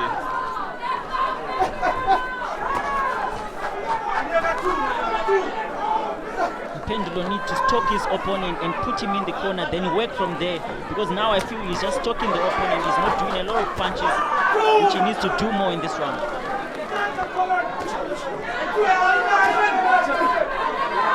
Qovile really has a nice jab and good work rate. This is another good fight, gentlemen. Yep, this is a chess match. It's a chess match, they said. Now who makes the move first? But like we say, Mpendulo now seems to be having the answers. Nice 1-2 from Mpendulo. Very sharp and accurate punches and beautiful. Now we can tell you right now here with three of us, David Rajuili here, it's really giving some signs to Mpendulo. Because you said now you've sparred with him, you know how he fights, and you think that he's doing well. But if you were to go to his corner right now, what would you tell him? I'll tell him to have more work rate, because I don't, with the judges, you never know what they're liking. Not throwing a lot of punches, it's a downfall for a lot of boxers. You need to keep active, even though he's landing clean shots one at a time, but you never know what the judges are seeing. Maybe they like the busier fighter. You can see on the replay, the busier fighter was Qovile, but Mpendulo always land clean, beautiful shots. Yes, as we said earlier on, I think really he's counter-punching very, very well, Mpendulo. And yeah, it's on my unofficial scorecard. I think the last round went to Mpendulo Msimanga. I tend to agree with that one over there, Peter. I think if I could maybe give one bit of advice to Mpendulo, I think he needs to cut the ring off a bit more. I think, Qovile is moving around a lot. He's not really being backed up against the ropes. I'd like to see Mpendulo load up some more punches, some more combinations. Some beautiful body shots would be very nice if Mpendulo capitalized on that, because someone who's moving a lot, the only way you can slow him down is by hitting the body. I know, gentlemen, boxing is not a beauty contest. You don't look at the body, but the fighter really of the two really who looks really like in shape is Mpendulo. Mpendulo now breaking his man down. You can see he's landing beautiful shots. And getting your approval there, Bevan. Stiff jabs from Mpendulo. Great work from him. He's not allowing Qovile to get into range. I love the jab of Mpendulo. Very nice and crisp. But as you see, Mpendulo throws one jab, then Qovile comes with 3 shots, but not really landing clean all of them. Oh, he's hit him on the body. The body is starting to work. Yes, another left body punch there from... Stop! I want you to pick up your shots, right? Okay? Delivery there. Yes, I really think he was hitting him in the body. You can see his hands dropping down. He's feeling the body shots. I think Mpendulo, if he sees that, he's going to capitalize on that and break his man down. Bevan, you said it from your words to the ring. He needs to focus on the body in this round, and that's what he's doing. Yes, and the body can slow the opponent down. As you can see, he's still moving, but he's now more protective on his position. He doesn't want to fight anymore. Big body punch, and then the referee really doesn't even have to count. The referee goes it, and you can see Mpendulo doing his dance move. He's really excited and happy. What a show. A body snatching performance from Mpendulo, the handsome Msimanga. He passed the test. Passed the test, and it's like you told us, Bevan, that he's a naughty boxer. And look at his celebration. But yes, he deserves the celebration. He fought very well. He stopped his opponent. And so now his record improves now to 6 fights, 6 wins, 3 KOs. What a good record. I knew it was just a matter of time. I know Mpendulo starts very slow, but now you can see as the round goes, he starts to break his men down. Thobile also the same thing. He starts very strong, but it fades. Mpendulo capitalized on that. You can see him, he's rubbing his belly. He wants a strap. He wants a title.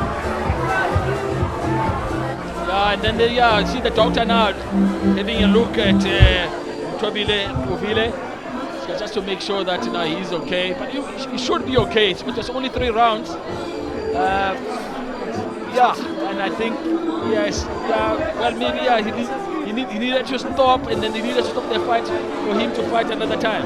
100% I agree. You know, body shots can really take all of the gas and the wind out of you, and I think it really took the fight out of Qovile tonight.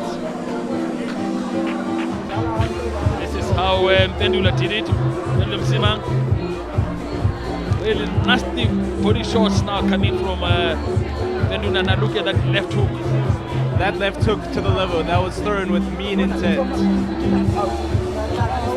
And as the referee went in, the referee thought that, maybe he needed to momentarily stop the fight, but realized that Qovile really was giving up. He didn't want to fight anymore, and the referee was forced not to jump in and wave the fight over. Yeah, Qovile still looks to be in a bit of trouble over there. Still looks a bit hurt from those punches. That was an assault to the body.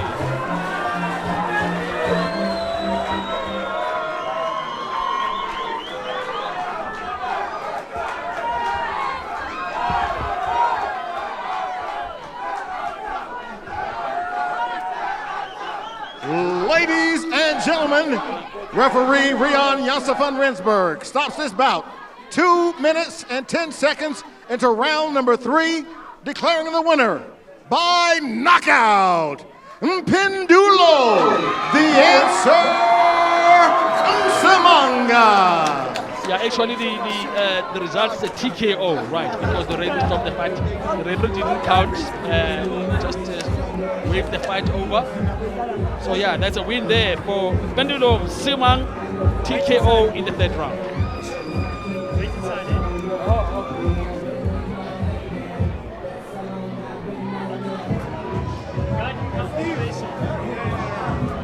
And I think there's going to be an announcement, gentlemen. After Mpendulo's win, we see the promoter, Brad Norman, in the ring, probably to make some announcement about Mpendulo Msimanga's next fight.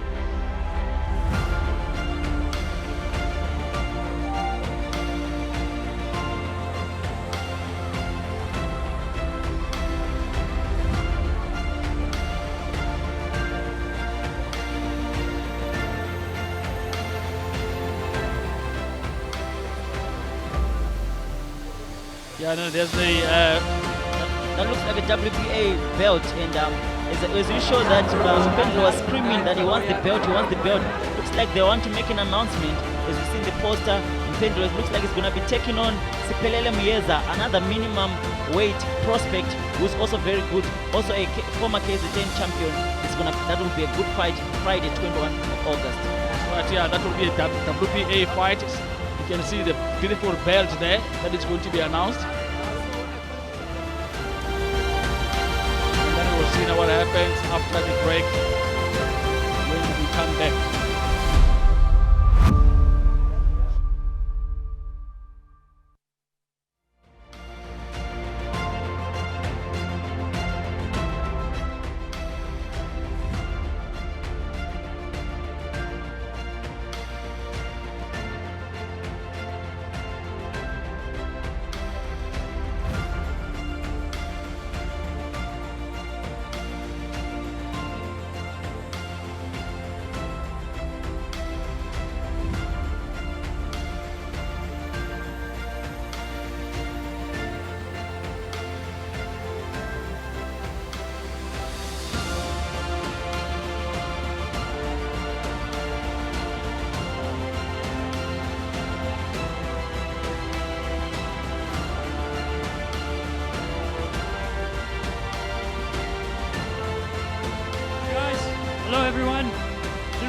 came in here...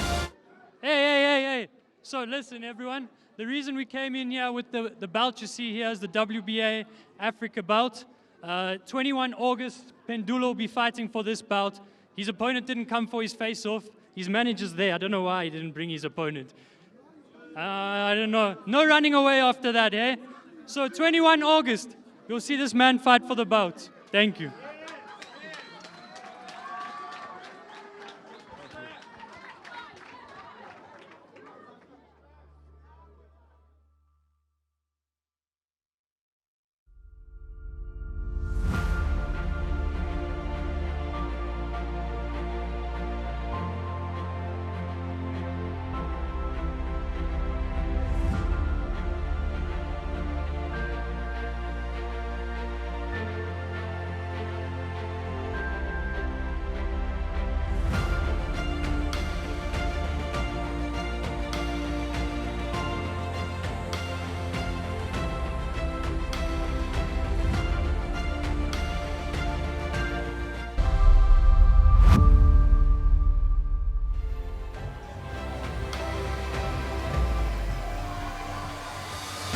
Welcome back to the Mayhem at the Market 5.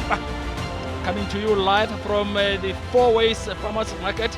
Coming up, next fight, you can see there, between, what are the names? Ndabezinhle Phiri against Gcina Makhoba. Yeah, we can talk about their ages. And you can say Phiri is 25 years old, taking on Gcina, who's 32 years old. And you know, I really feel bad because I've sparred again both of these guys. It's like I sparred the whole bill. And I know it's going to be a very competitive fight, with Gcina being a former WBF world champion, and Phiri is the current WBC African champion, and also Zim 2025 Boxer of the Year. And also he's a pressure cooker. He comes to fight, and he's number 5 in the world.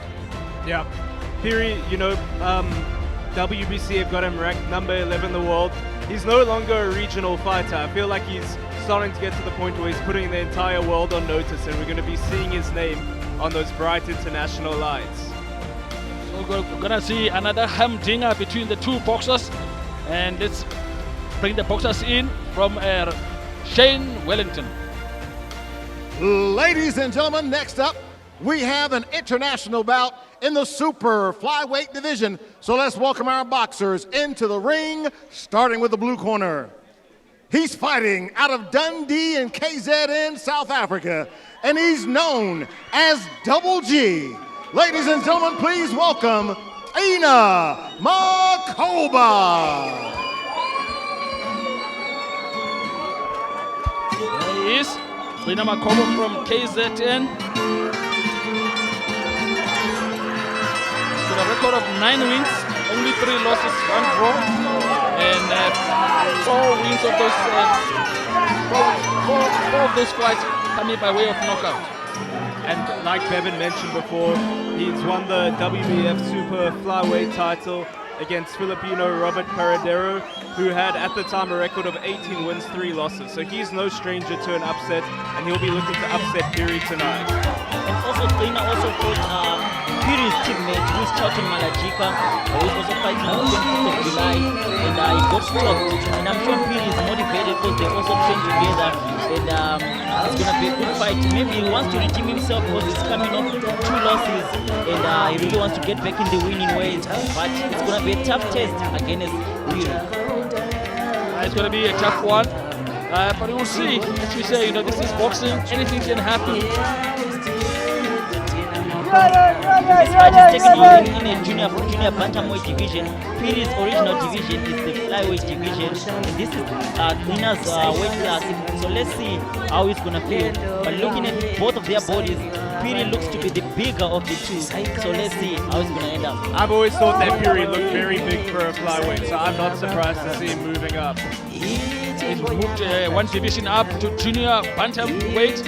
The limit today is 52.16 kilograms.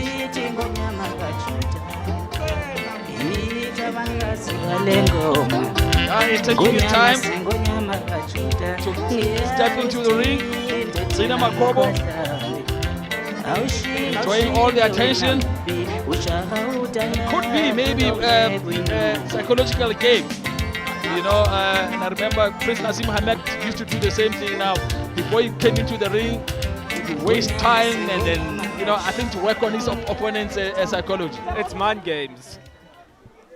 And now, ladies and gentlemen, please welcome into the ring his opponent, fighting out of the red corner and representing Bulawayo in Zimbabwe. He's a Warrior Ascent athlete, and he's known as the pressure cooker. Please welcome Ndabezinhle Phiri. Ndabezinhle Phiri, one of the most improved boxers that I've seen. He started as a pressure cooker. In most of these fights, you can see he's evolving. He's starting to box a little bit more. I'm expecting to see him boxing a little bit more. And it depends with what style Gcina is going to bring out. Yeah, Phiri, he brings that relentless pressure. He's kept it up for 12 rounds before. We saw him win the WBC Africa title at Mayhem at the Market versus Jackson Chalke. And for a full 12 rounds, he kept up his relentless pressure style. So I'm sure that this fight, it won't be a problem for him to make the distance. 100% undefeated in 10 fights, 4 KOs. So let's see what he's going to bring up here. The pressure cooker.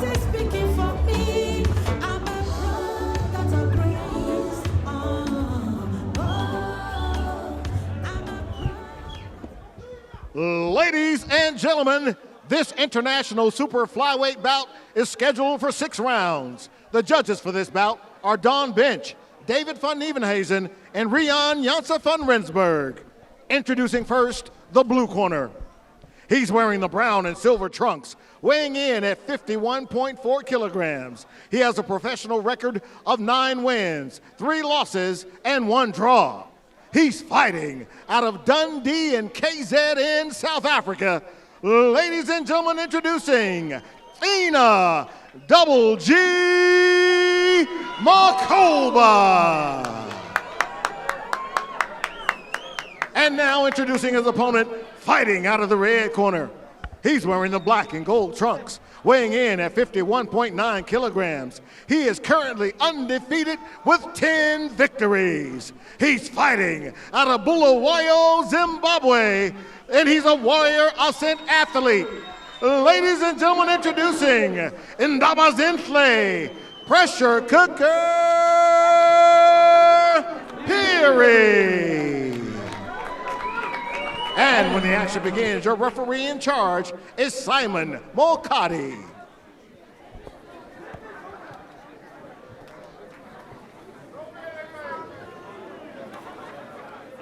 Sisi.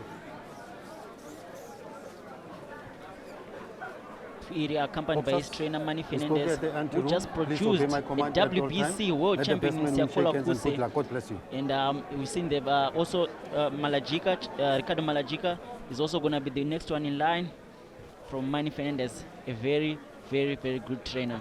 Yeah, it's a consistent pipeline from Manny Fernandez. Yeah, he's producing champions. And at the moment, we see now that he's got another potential champion in Phiri. Box! Round number 1. Scheduled for 6 rounds. It is in the junior bantamweight division. Phiri, the taller box of the two, already starting using his range. What's interesting about Phiri is, you know, like when you think of a pressure fighter, you normally think of, say, a shorter fighter, you know, like a Roberto Duran back in the day, applying that pressure, bringing the fight in on the inside. Phiri does that with the height advantage. So it'll be interesting to see how he can work on the outside. And I can understand what we're talking about, gentlemen. This is just a junior bantam, but these guys seem big for the division. No, don't hit at the back. A bit of a fill-out round from both boxers. Just trying to fill out a nice jab from Gcina. Phiri always double jabs and lowers that right hand.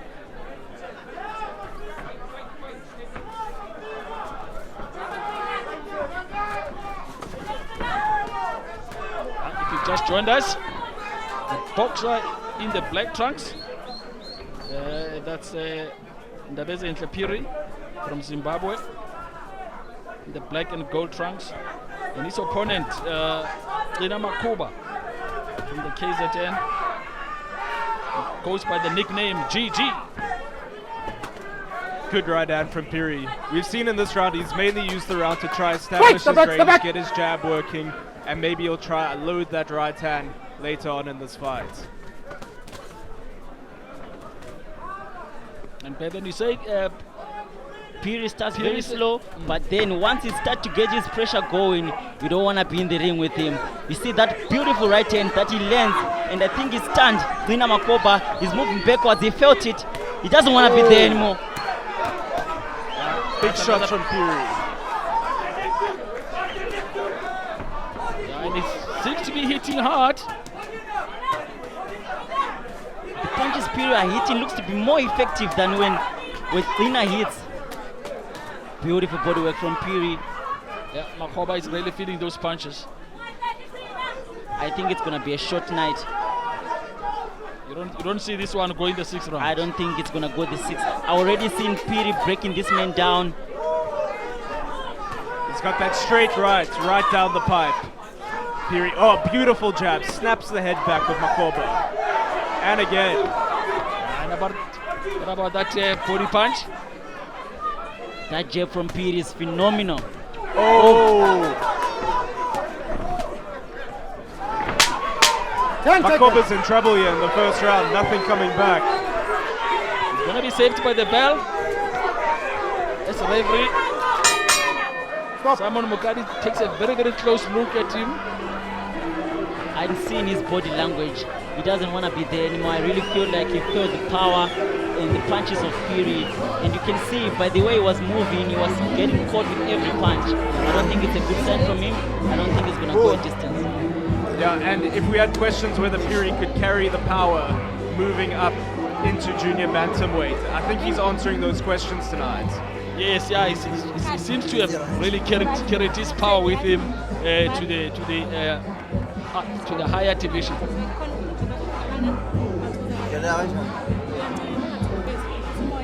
Here the highlights. Look at that left hook, and then the uppercut, and the straight right, all coming from Phiri. There's that beautiful jab. And then look at that body punch, right hand.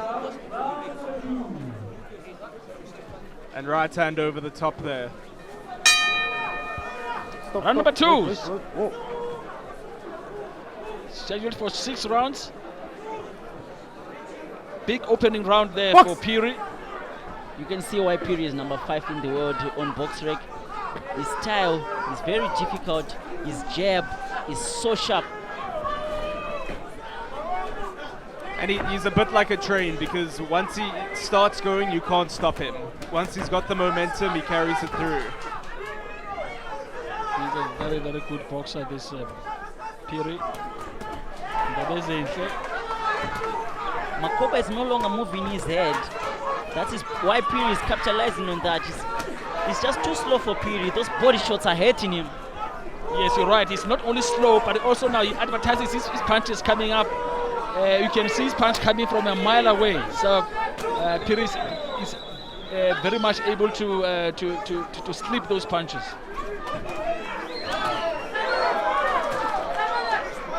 Phiri lodging those dynamites, catching Gcina in the head and on the body. Yeah, this one is not going to go too long. Not much coming back from Makhoba in the second round. Phiri is just too good. I can say Makhoba is trying to come back, but his punches are not really doing much to Phiri. It doesn't seem like they have effect on him. Phiri in southpaw now. Yeah. So he's a switcher. Yeah, he can switch. He can fight southpaw. He can fight orthodox. Makhoba is surviving. And I suppose really when you dominate that much now, you can practically experiment and see what happens. Fight southpaw, change, and then go to orthodox. Peter, is that a bit of a cut on the face of Makhoba? It seems so. Seems that Makhoba is really cut on the left eye. I wouldn't be surprised if that's from the jab of Phiri, because Phiri's jab has not missed all night.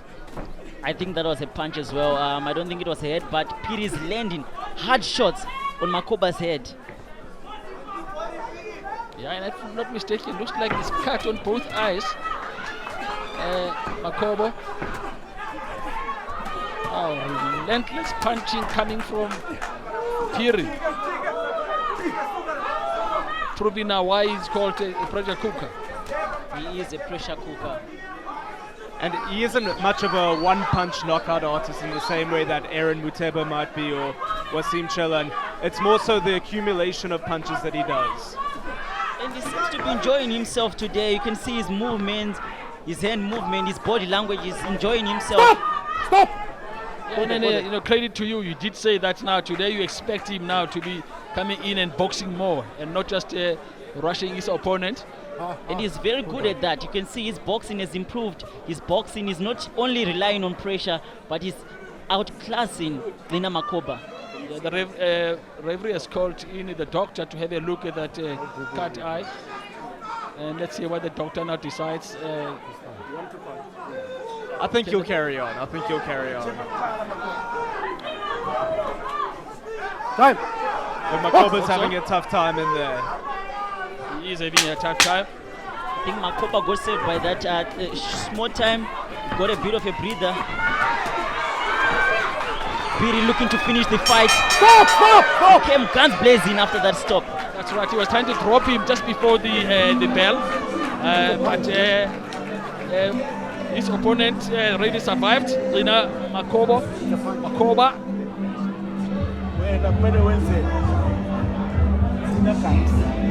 How big do you think this win could be for Phiri in order to potentially launch him into the international scene and put his name on notice for fighters around the world? I think he's already there, being number 5 in the whole entire world. He's already there. I really think big things are lined up for him. He can fight. He's a WBC African champion. He's number 11 in the WBC. It's only a matter of time, or just one fight away, or the next fight away. Who knows? He can be fighting for a world title. Yes, but here's an interesting thing now. He's in the same division as his stablemate, Ricardo Malajiga. Yes.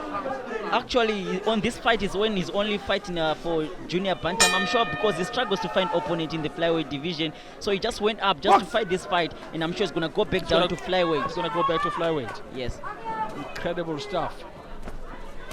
I think the same way as Malajiga, because Malajiga also, remember, he fought as a junior bantam, but then he went down now to go and fight Chauke and defeated him, knocked him out in the second round.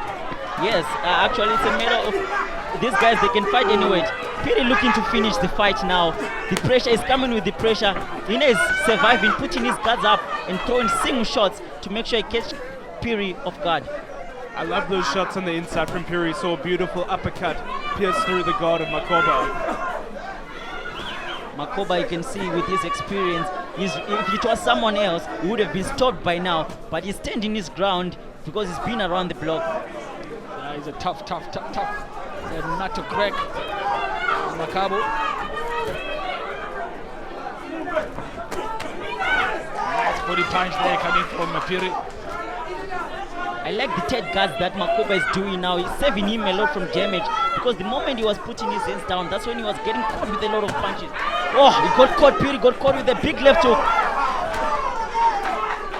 That didn't stop him, he's still coming forward. The punches are not having effect on him. He's really taking them well and he's coming with his own big shots.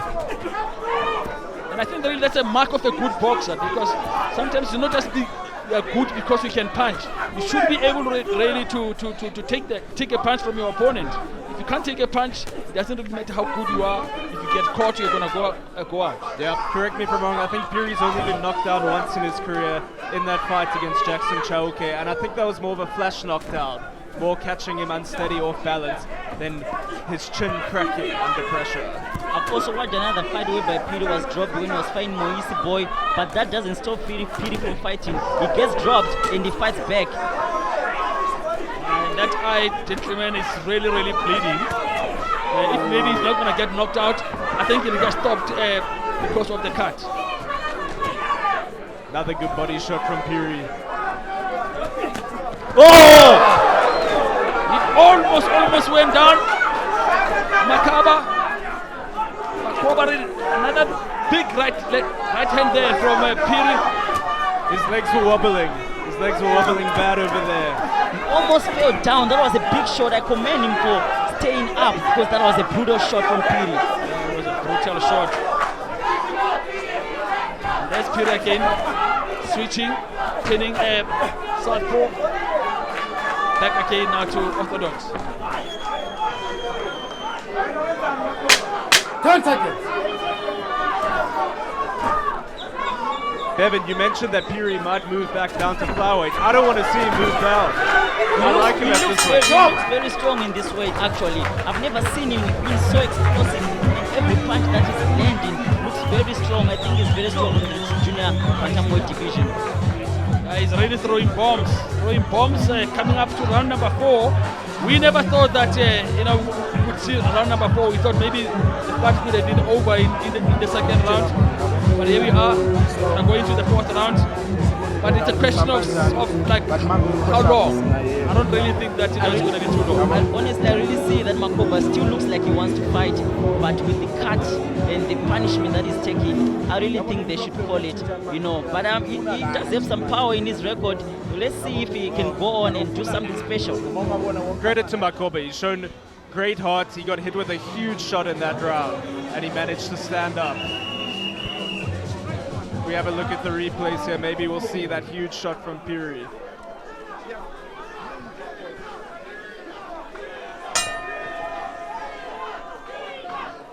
Yeah, really difficult to stop this man, Phiri.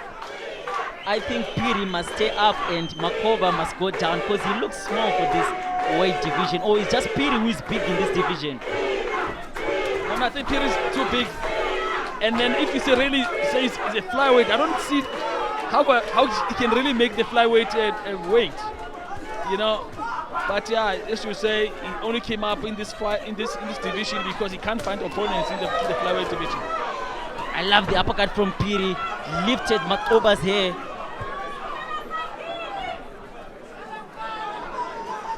Phiri must go back to his jab, back to the basics. And that's how he started very well. And he must go back to that, stick to that jab. That's a beautiful jab that he's throwing.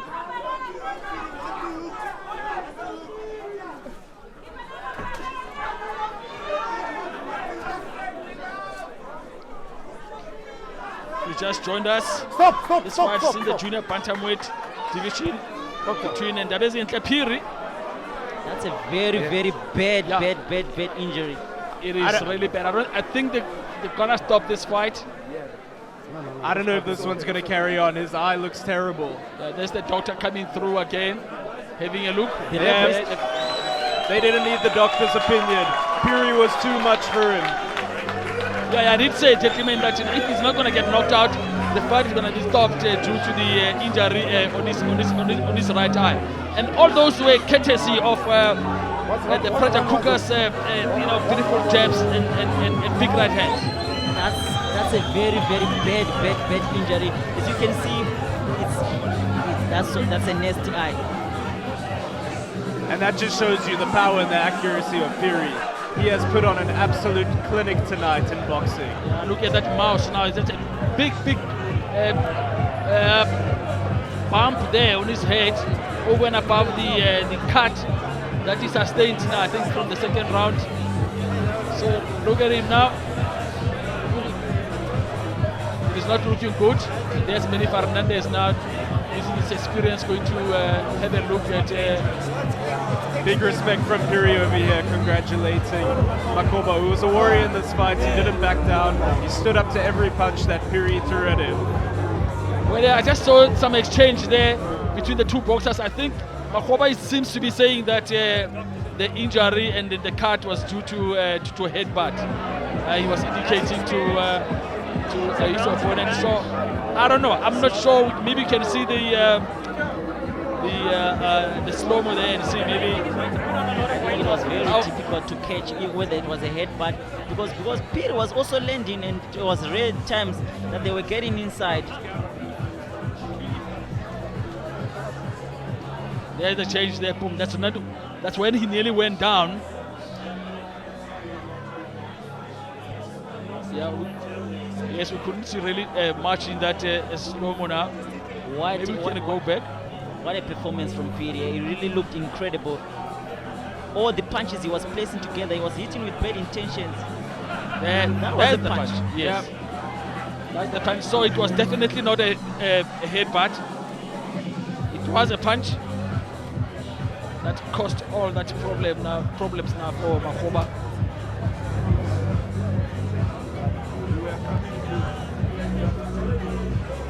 And Phiri the whole night, I mean, for us sitting ringside over here, you could hear the snap in his punches. They carried real menace, some real venom behind them. Absolutely. This man can punch very, very hard. Okay, for the final results now, let's hear from Shane Wellington. Ladies and gentlemen, referee Simon Mokadi stops this bout 1 minute and 2 seconds into round number 4, declaring the winner by TKO, Ndabezinhle, the pressure cooker, Phiri. Very good round now. Now his record now improves to 11 wins and 5 KOs. Incredible performance from Phiri again. It just makes you wonder how far this guy can go. And then you've got no question that now this guy is going to go places. I think he's going to go all the way. I think he's going to be a world champion. It's just a matter of time. The next bout, Aaron Muteba taking on Limbani Masamba, all the way from Malawi. DRC and Malawi looks to be a very good international fight. Eric. We'll come back after this short break.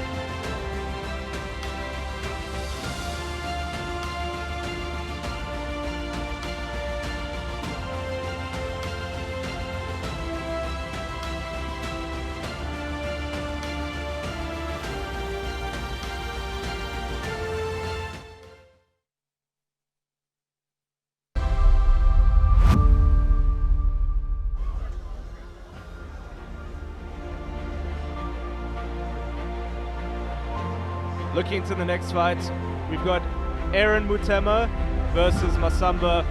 Muteba, always an exciting fighter to watch. Power in both hands. He's a knockout artist. He's knocked out all but everyone except his last opponent.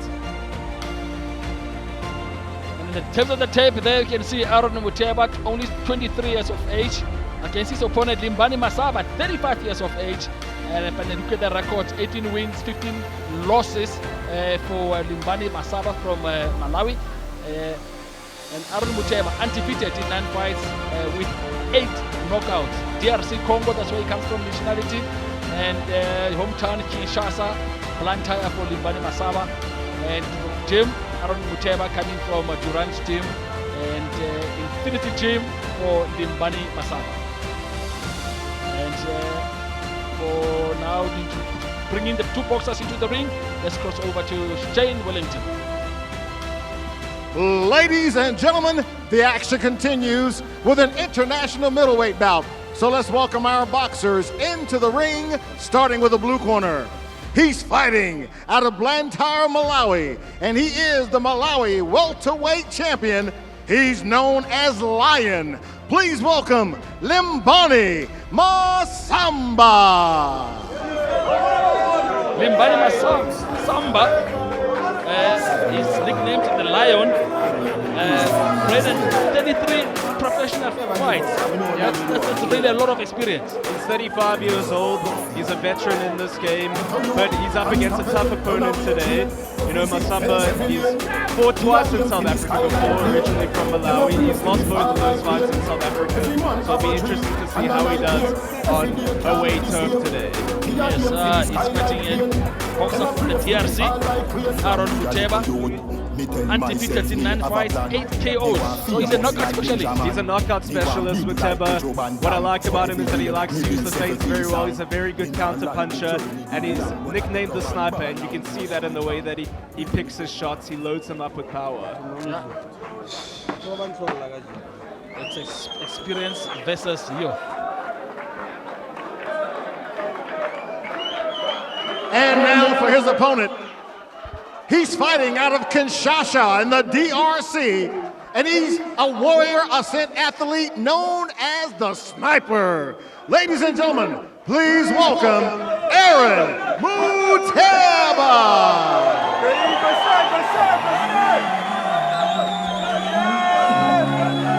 Muteba. Yep, Aaron Muteba, one of the most exciting young prospects in Africa right now, because he brings fireworks to every fight that he's involved in. You know, he's got great shot selection, he's got very good defense, some head movement, and he's an intimidating force in that ring. Yes, and we must say really, DRC really has really produced very good boxers, and they all seem to be coming from or really gravitating towards Durant's gym. Yep, correct. Damien Durant training Muteba.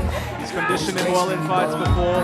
And like we said, he's knocked out everyone but his last opponent. So I'm sure he'll be wanting to get his knockout streak going back again and get back on that devastating power that we've seen.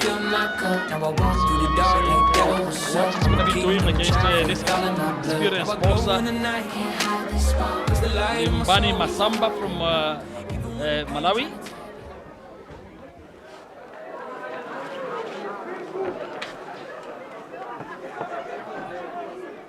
Ladies and gentlemen, this international bout is in the middleweight division and is scheduled for 8 rounds. The judges for this bout are Jaap van Nieuwenhuizen, Namtlat Yuluba, and Don Bench. Introducing first, fighting out of the blue corner. He's wearing the black and white trim. Weighing in at 71.8 kilograms with a professional record of 18 wins and 15 losses, with 9 of those wins coming by way of knockout. He's fighting out of Blantyre, Malawi, and he is the current Malawi welterweight champion. Ladies and gentlemen, introducing Limbani Lion Masamba. And now introducing his opponent. He's fighting out of the red corner. He's wearing the leopard print, weighing in at 72.57 kilograms, with a professional record that is perfect, with 9 victories and 8 of those wins coming by way of knockout. He's fighting out of Kinshasa in the DRC, and he's a Warrior Ascent athlete. Ladies and gentlemen, presenting Aaron, the Sniper Muteba. And the referee in charge is Tony Inyangiwe.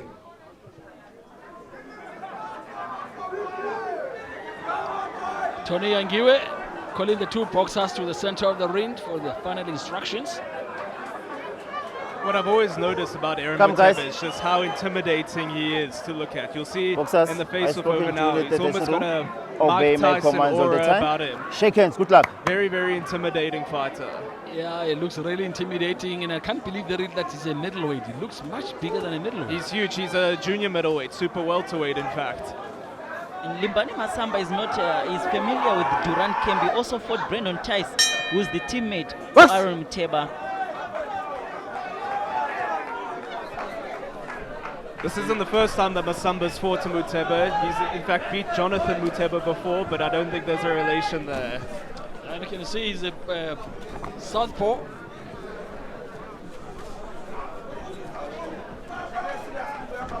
And those who might not know what southpaw is, southpaw means like he's a left-hander. He jabs with his right hand, and his powerful punch is the left hand. Muteba, who wanted a 100% knockout ratio, which was topped by Paulus Amavila, who's also fighting on the same bill. That's why we got to see how Muteba is actually skilled, because he was topping guys left, right, and center. This one is scheduled for 8 rounds, but you guys think that it's not going to go 8 rounds. I mean, with Muteba and his record and his punching power, you know, if you were betting on this, you probably wouldn't bet on 8 rounds. I would agree with that. Muteba has very, very hard punches. Once he lands, it's a different story. But it seems like he's struggling to find his range yet with the very lanky Limbani Masamba. What Muteba loves to do as well is those feints as well, keeps the opponent guessing. You can see now if he's going to go back to his knockout streak.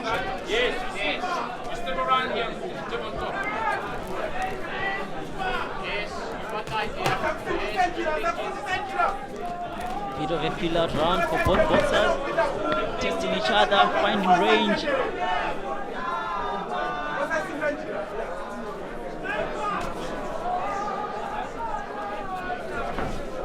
Work rate a little bit, lower than the previous fights that we saw. But then these are big guys. This is the middleweight division, so you don't expect a lot of punches to be thrown. And Muteba, he's not a pressure fighter the same way that we saw Phiri before, where he unloads a lot of punches at once. He's more calculated, maybe a bit more of a counter puncher, but when he loads up, he fires big. There's a right hand there from Masamba. Good counter right there from Masamba. Nice body shot from Masamba. From Muteba. You can see that Masamba is not intimidated, guys. So this guy's record knockout ratio, it's not really intimidating Masamba.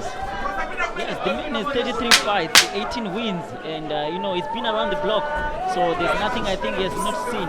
But just fighting a Muteba, who is a very different and a hard-hitting machine, it's going to be very difficult for him. Tough round to score that one. I mean, not too much action in terms of punches being thrown. I think Muteba did well to cut off the ring.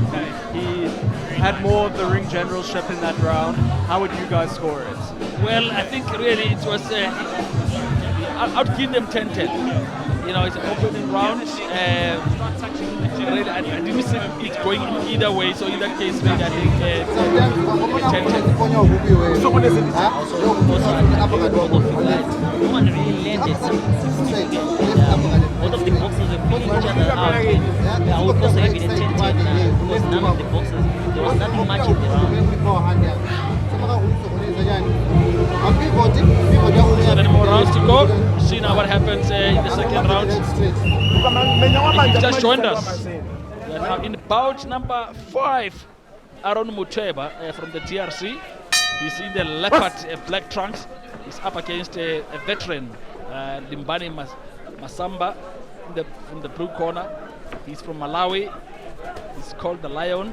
18 wins, 15 losses, 33 fights.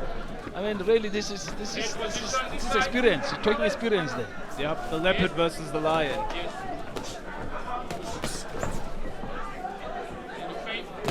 Ooh, good shot from Muteba, straight left down the pipe. And another one.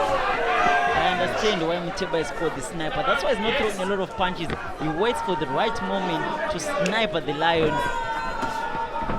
The sniper is snapped out 8 of his opponents.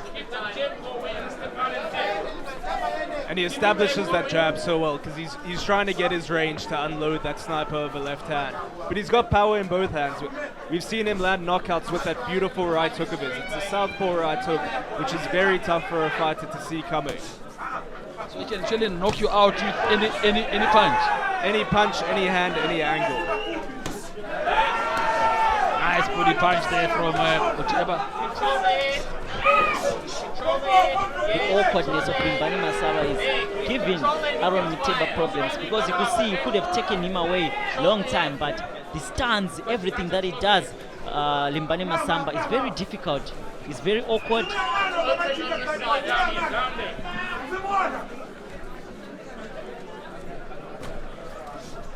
Yeah, like we've mentioned before, this is a southpaw versus orthodox matchup. And in these types of matchup, the battle of the footwork is going to be important.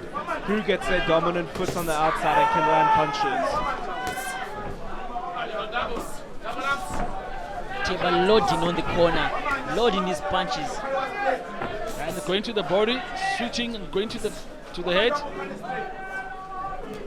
And that jab is going through from Muteba. Muteba doesn't look like tonight he's rushing for a knockout. He's taking his time, one punch at a time. Come around the other side for me and look for the hook. Step around. Yes. And Muteba, the sniper. Very, very impressive record. 9 fights, 9 wins, 8 by KO. Masamba has been stopped 6 times. It shows that he can go down. It's just that it's a matter of time until Muteba puts his punches together and lands something very clean. It's a very tense fight. It feels like you're just waiting for it to explode at any moment, and it can. With the sniper in the ring, anything is possible. Stop! Great round. I think this was a more clear round. Aaron Muteba dominated the round. He put Limbani Masamba on the back foot. The lion didn't have any response to that. He was moving around. And Muteba dominated the round. I agree with you there, Bevan.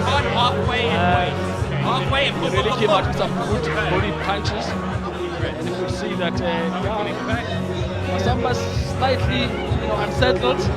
But he's still there. As you can see now, putting the corner straight, left hand there from Muteba, and the body punch. Somebody I didn't like some of those punches. It's DRC versus Malawi. Malawi has produced some good boxers in Ellen Semaka, Adijamimu, Isaac Chilemba, and also Mayamiko Mosland, who's also a Warrior Ascent fighter, who's a very incredible fighter. Right, so it's round number 3, scheduled for 8 rounds.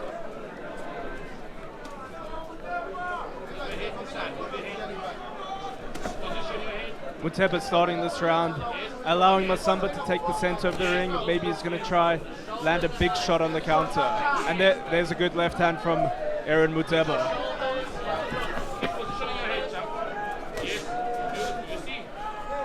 Masamba trying to work the jab, trying to keep Muteba at bay, throwing the right hand out.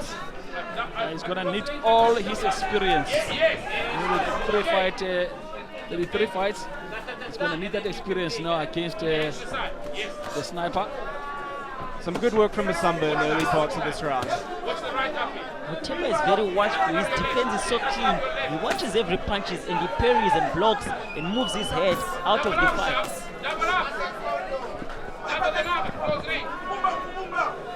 Staying more on the inside is Muteba. Destroying the body. Beautiful left hand. Huge left hand from Muteba. Masamba comes back with the right, but it didn't have too much power. He was still a bit dazed from that big punch from Muteba. And he's got him backed up in the corner and he's unloading Muteba. Masamba could be in trouble here.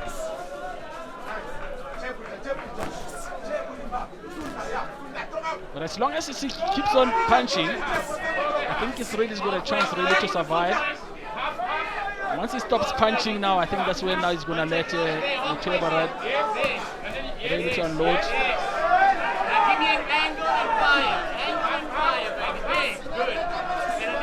Beautiful angles coming from Muteba.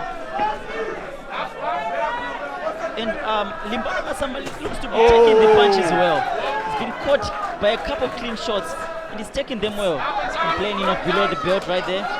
Did look a bit low there from Muteba, but that's a huge shot. And Masamba takes the knee. Muteba goes back to his corner. Masamba's hurt. Just when I said Masamba is taking the punches well, he decided to disappoint me and he took a knee. But well, it's the game, you know, it's the right punch at the right time that catches you. That's right, yes, yeah. And then again, experience showed for him. As soon as he got hurt, he went down. Yeah. If he was not experienced, he would have stood there and tried to absorb the punches and he could have really been knocked out. And he stayed down for as long as he possibly could to get as much time. Great experience from Masamba. Trying to use the jab to keep Muteba at bay. Good. We've got about 15 seconds left in round number 3.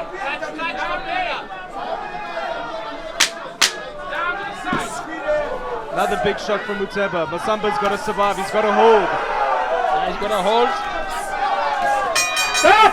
There's the experience showing. Yeah. Survived round number 3. A huge round for the sniper Muteba. Yeah, it's a big round. 10-8. 10-8 it is. You can see Damian Durant and Andy Kazembe, the trainers of Aaron Muteba, who are doing an incredible job of this boxer. He's looking better each and every fight. He's got a great future really in boxing, this man. He's so impressive, so skilled. His fundamentals are all there. And when you've got show-stopping power like he does, you can go as far as he wants to. Absolutely. Really good so far. He's in the right camp also. You know, Durant stable. We have a look at the replays. We'll see some of those big shots that Muteba landed, which put Masamba on the canvas. Big left hand through the guard from Muteba. You're gonna see that punch coming up now. There's the uppercut. Oh, it's beautiful, it's beautiful. It was a beautiful one. Round number 4. Will it go the distance, this one? We don't really think it's gonna go the distance. I don't think it's gonna go the distance. You see, Muteba came with a different strategies, bouncing, picking his shots, making it hard for Limbani to walk, which Muteba is coming every round. I think now Muteba now knows that now he can hurt his opponent. He's already dropped him in the last round. And he's going to look to finish him off now, if possible, in this round number 4. Masamba needs to pop that jab off to keep Muteba at bay. And he's hurt bad here. Yes, he's hurt again. He's going to go down again. Good shot back from Masamba. The right shot on the body will do the damage. Will take Limbani Masamba down on his feet. As you can see, he's already surviving on the corner. Those are hard punches, guys. It's really hard punches. And it's a question of now, for how long can Masamba really take on these big punches from Mthembu? He seems to have his legs behind him now. He's throwing some punches back. I love the effort of Masamba. He's really trying, even though sometimes it's not going his way. Most of the times it's not going his way, but he's standing right there, giving Muteba a run of his mind. Like he said, you know, this is all experience. Masamba really is showing experience.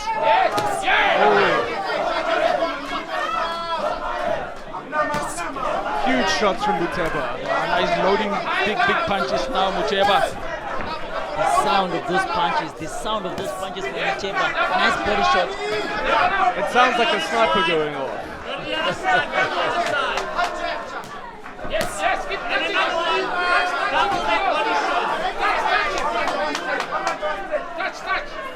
Masamba is very experienced in terms of, he knows the ring, he knows the way around the ring. He's been really having beautiful body shots. But He's still standing right there. Yep, and he's throwing punches back, and some of them are landing. I just don't think they're having the effect on Muteba.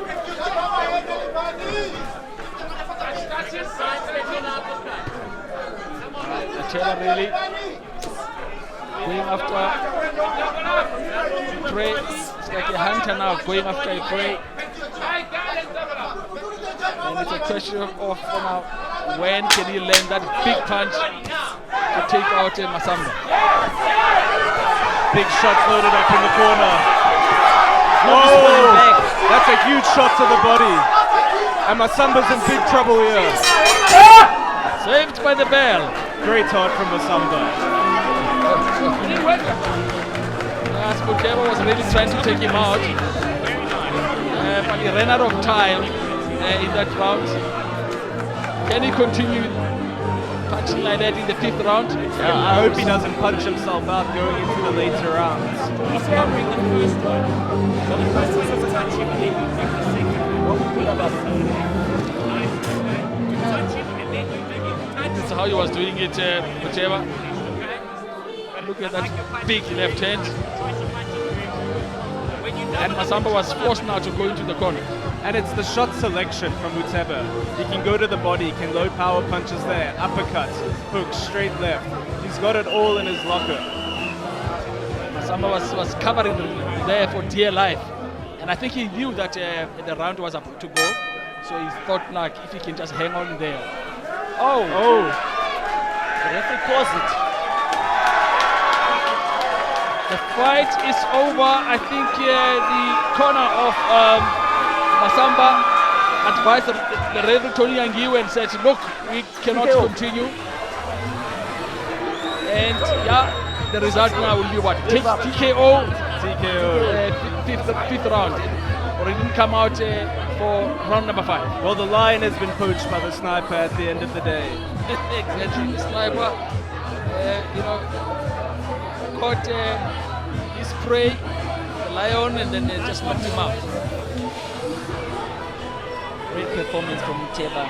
Really, I like his punch selection. Sometimes he doesn't commit to all his punches because he knows he'll be setting up for the big one. And that's exactly what he did. He suffocated Masamba with his pressure and the body shots from round 1 until now. Masamba called it. Didn't want to fight anymore.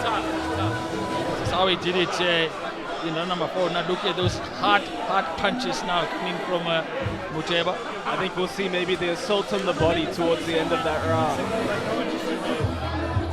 It's an assault on the body. Yes. He's popped the tires out of Masamba with those body shots. Those punches really take out any sting from any boxer. And Muteba's a force to be reckoned with. He is a huge force to be reckoned with in the super welterweight division. I mean, like we said earlier, I think he could move up maybe even to middleweight. He looks so big for a super welterweight. But wasn't this fight now fought at middleweight? It says middleweight here. This fight was fought at middleweight. So, but he is a junior middle or super welter. Traditionally, he's been at super welter. Yeah. I think it's also a matter of opponents for him because it's also a problem to find opponents. People are always pulling out left, right, and center because he's a very, very scary fighter to fight with. I think if he makes 69 kgs comfortably, moving up to middleweight, it was because of the Masamba just being the opponent that was available. And now Aaron Muteba from DRC improves his record now to 10 fights, 10 wins, and 9 by KO. Dynamite in his hands. I'm going to hear for the official results, time of the stoppage, which was not coming out of the round number 5. Let's cross over now to our ring announcer, Shane Wellington. Ladies and gentlemen, referee Tony Nyangiwe has called a stop to this bout at the end of round number 5 because the opponent could not answer the bell, declaring the winner by TKO, Aaron the Sniper Muteba. The sniper is back. in his winning ways, stopping his opponent. And that's a very happy corner there of Aaron Muteba.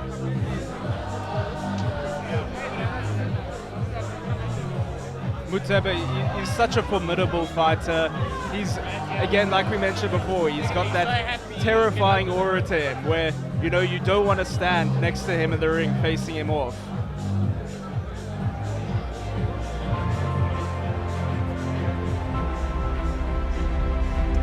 Coming up, bout number 6. This is Mayamiko Tyson. Yeah, the nickname is Tyson. And when is he fight? I think he's going to be fighting next very soon. He's going to be fighting for a Malawian title versus Snowden Maximus Munyani. Yeah. 3rd of August, Malawi Super Lightweight Championship. There in Lolongwe. You know, Tyson has been dominating in the local scene. He's been beating everyone that comes in his way. With only 1 loss on his record in the draw, the man is a force to reckon with. Yeah, and he looks scary, and he does really resemble Mike Tyson. He does. He's gone viral for his resemblance to Mike Tyson. His style is also almost eerily similar to Mike Tyson as well. Okay, coming up, let's fight part number 6. We're going to be seeing Wassim Chellan in the upper case of Paulus Amavila. We'll be coming back after a short break.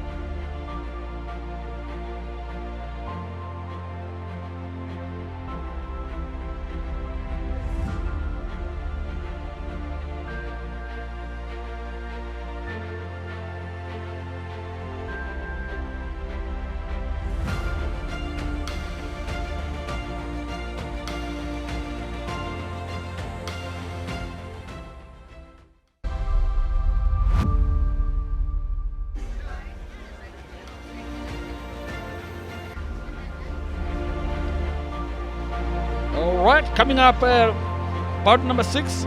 This one is in the welterweight division between Wassim Chellan against Paulus Amavila from Namibia. Wassim Chellan coming from Cape Town. And it's not surprising that his nickname is clearly Redden.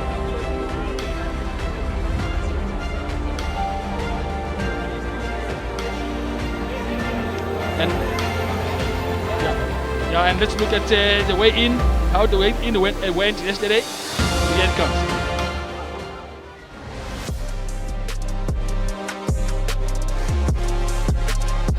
Essentially, this one it's been good. My camp has been awesome. I've had an amazing camp. also my team especially. But most importantly, it's the activity for me. So soon to be back again after my last fight plays a big favor and keeping us active as well. So camp has been good. My preparation has been good. And I did fight area in Namibia 30 May. So from the fight and then I get this fight and I show up. I'm ready. I'm ready to go tomorrow and show my ability as a boxer. I'm not new here. I fight here before. Wasim, a very good fighter. He have the experience. So to me, but I think I have more experience more than him.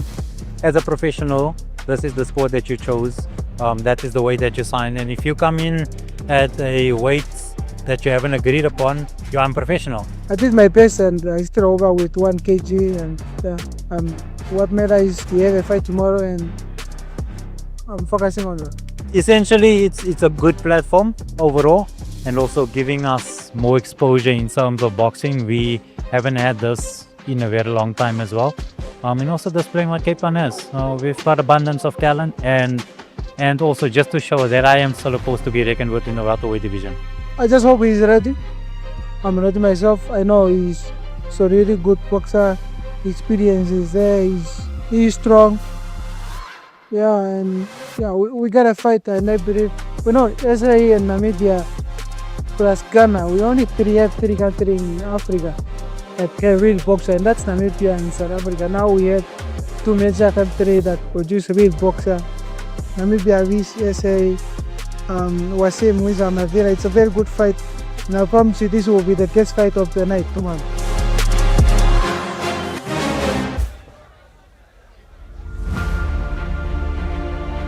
And looking at our co-main event of the night, we've got the powerful Wassim Chellan versus the ever-tough Paulus Amavila. We're seeing both of them similar age, in their 30s, both experienced. It's an international bout, South Africa versus Namibia. Obviously Wasim representing Blood, Sweat and Tears out of Cape Town, and Amavila Uzolani Moyo Club. Right, and then now let's bring the boxers into the ring. Yes, Shane Wellington. Ladies and gentlemen, it's now time for the co-main event right here at Mayhem at the Market 5. It's an international welterweight bout, so let's welcome our boxers into the ring. Introducing first, he's fighting out of the blue corner and representing Otapi, Namibia. He's known as King Paul. Please welcome Paulus Amavila.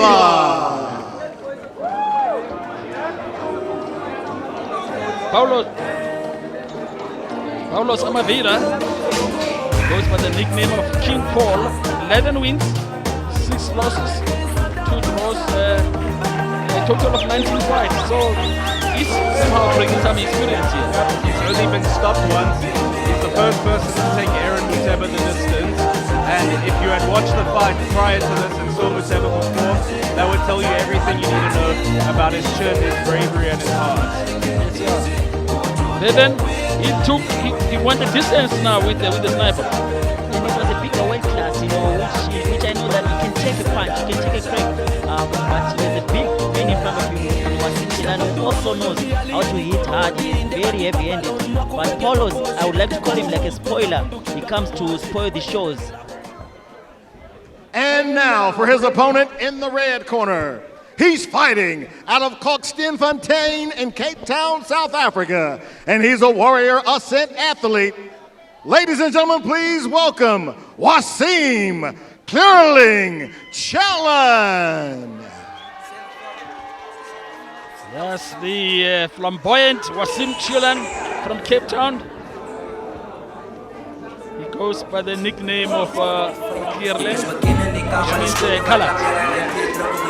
Wasim is very experienced, he's fought for an IBO international title in the past. He's a former WBF All-Africa welterweight champion and current WBF international champion. He's bringing pedigree tonight. Yes, as you can see now, it's just waking up the crowd. He's got a huge following here in this arena.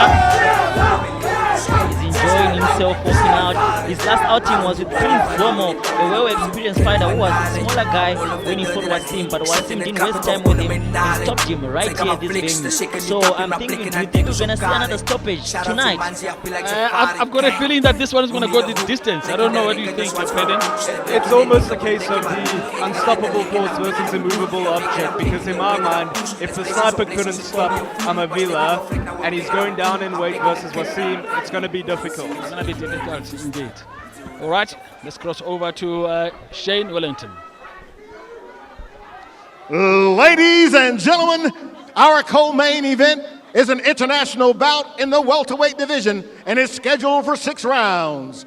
Introducing first, the blue corner.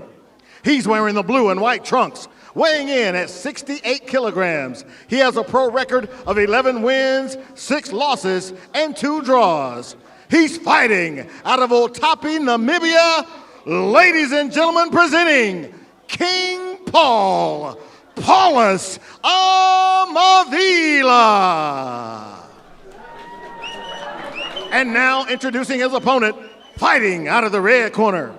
He's wearing the blue and white trunks with black trim. He weighed in at 66.2 kilograms with a professional record of 11 wins and 2 losses.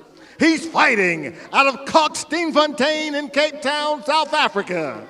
Ladies and gentlemen, presenting a Warrior Ascent athlete known as Clearling, Wassim Chellan. And the referee in charge is David van Nieuwenhuizen. David van Nieuwenhuizen will be the third. Protect yourself at all times. When a bell ring come out boxing, shake hands. Yeah, that's what he says. Shake hands. Very, very experienced also. David van Nieuwenhuizen. This was my pick for the fight of the night, but the girls stole the show, so I'm still yet to see if this guy bring the fight. Yeah, if we can really surpass the second bout between the two ladies. Come, guys.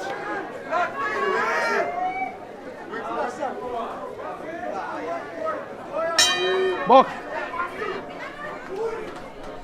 Yes, Paulus Amavila really looks big. I don't know what you make out, guys.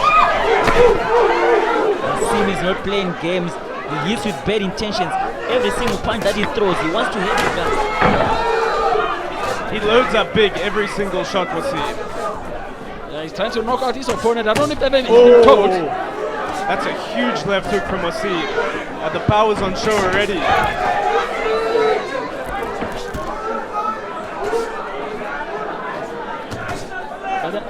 But then again, he must be careful, guys, because as we said, Paulus Amavila went the distance with the sniper. Muteba, yes. And I feel like the main difference between Muteba and Wasim is that Muteba's maybe more of a calculated puncher. He hits hard shots, but they're calculated, they're set up well. Wasim swings from the hip a lot of the time. He's almost reminiscent of a Fabio Wardley in the way that he loads up huge shots and knocks his opponents out. Yes, and the problem with that style now is that now if you don't really, they don't land, you end up really getting tired and then running out of steam. Correct, it can leave you open for a counter. And you know what I would also like to add is styles make fights, you know. And Wasim is not a guy that if he hits you and he hits you, he's not gonna let you go away. When he smells blood, he will not let you off the hook. But Muteba is more of a calculative guy. He takes his time. He stunned Amavila in the last fight, but he never capitalized on it. So that's the big difference that this fight makes. Yes, Paulus Amavila, trained by Polani Moyo, trains from the stable of Polani Moyo.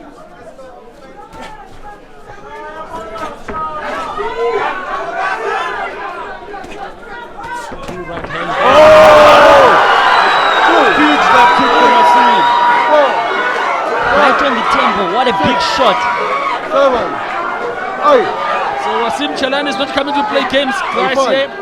He's already dropped his opponents, Paulus Amavila. Let's see if he can really finish him off. He's unsteady, Amavila. Wasim's gonna go for the finish. Whoa! Left hook. Referee's gonna have a close look at this one. Wasim is a bad man. He's a bad man. I've never seen Amavila drop like that. Got about 20 seconds left. Can Wassim Chellan finish him off? His leg is still jelly. I think Wasim is gonna pull this out. Amavila needs to hold on. He needs 10 seconds. He needs to hold on, you're right. He's not holding on. He's trying to fight back. He might just be saved by the bell, and there you go. Goes the bell. Huge round for Wassim Chellan. Oh my goodness. What a run from Wasim. The man is heavy-handed. You can see when he lands and he hit him right at the temple. There's no coming back from that. I don't know how Amavila is going to stand in the next round, but I really think Wasim has his answers. That's right. And let's see now how those two knockdowns from Wasim. That's the left, right, high on top of the head, and down goes Paulus Amavila. That's a beautiful arcing left hook from Wasim. Right on the temple. You can see his senses scrambled completely for Amavila. And the second knockdown. Just when we thought that it might be over, there's Olani Moyo there talking to his boxer. Wasim is on a mission. Ever since he lost, he's coming back to claim his throne. He once challenged for the SA title and he lost that fight via stoppage. And now I think he's coming back to make a statement that he really wants to stay there, stay active and put the welterweight division on notice. Yeah, Bevan, correct me if I'm wrong. I think his other loss came in Germany, a majority decision loss for the IBO international title. So he's a very experienced customer. He knows his way around the ring, and his power is just unquestionable. Yes, and this is interesting now because, as we said, don't forget that there's Paulus Amavila went the distance with the sniper. Here he is now already in the first round. He went down twice in the first round from Wassim Chellan. Crowd chanting Wasim, Wasim. Whenever Wasim hits, it's like he wants to break something. You can see how he's digging deep in those ribs. But you know, you can never write off Amavila. Amavila is a very troublesome boxer. He can stay there, he can survive. Both of you guys are hitting behind the edge. You stop it now, eh? Okay. Both of you guys. Okay. Box. David Van Nippenhuizen went in them and said stop hitting behind the bed. Correct. Behind the head. These are rapid punches and they're not allowed in boxing.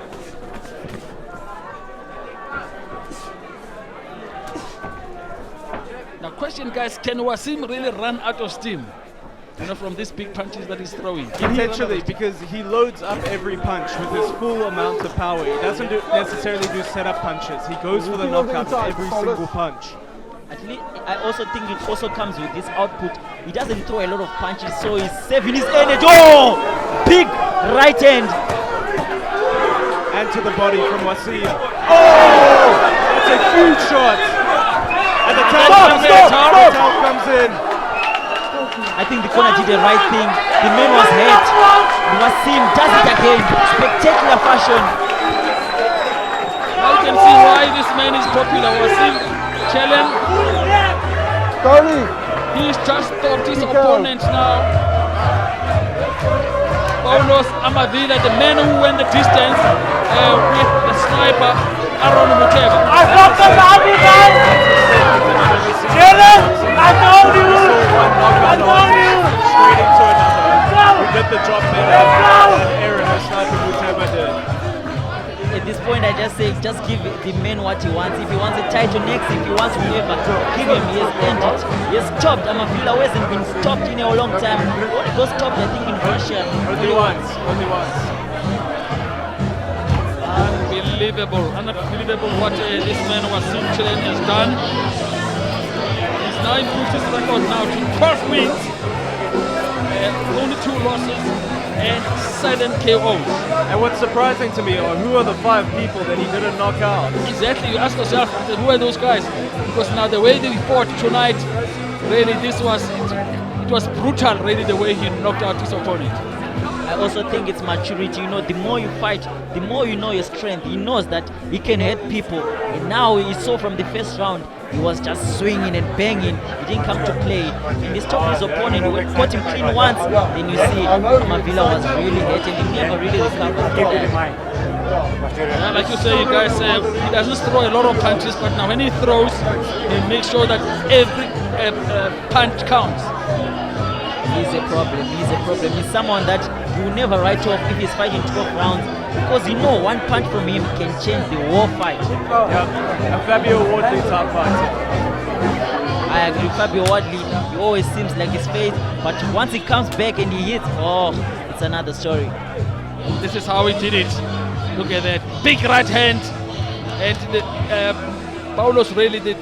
The knees were already shaking, and then a nice left and a right, and then now at this stage it's a question of time now that the next punch that lands is going to be over. But now there was no need for that now, because his corner threw in the ring and it was over. Now for the official time, let's hear from Shane Wellington. Ladies and gentlemen, referee David van Nieuwenhuizen stops this bout 1 minute and 52 seconds into round number 2, declaring the winner by TKO, Wassim Chellan. Wassim Chellan winning this fight, the main supporting bout.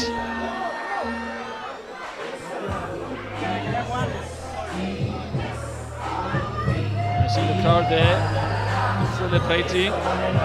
The man came in enjoying his workout and he did the job in spectacular fashion. What an entertainer. He's enjoying himself. I really like him as a fighter. Oh yeah, he can enjoy himself now and dance. He was supposed to fight for 6 rounds and only for 2 rounds.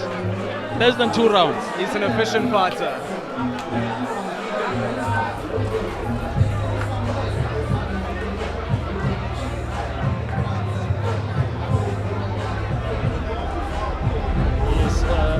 There's the promoter, Brad Norman, very, very clever. He's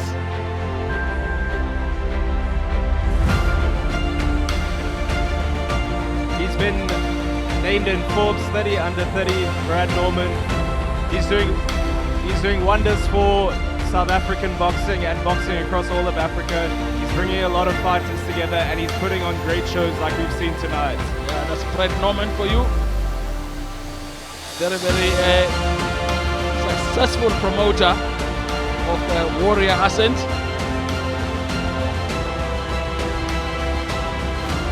That's the man we're talking about right there. Very, very happy. The tournament going well. And he'll be bringing more fights here. In the meantime, round number 7, main fight. Bekizizwe Maitse will be fighting Kago Raokgwathile. That fight coming up next at the main fight. It will be over 8 rounds.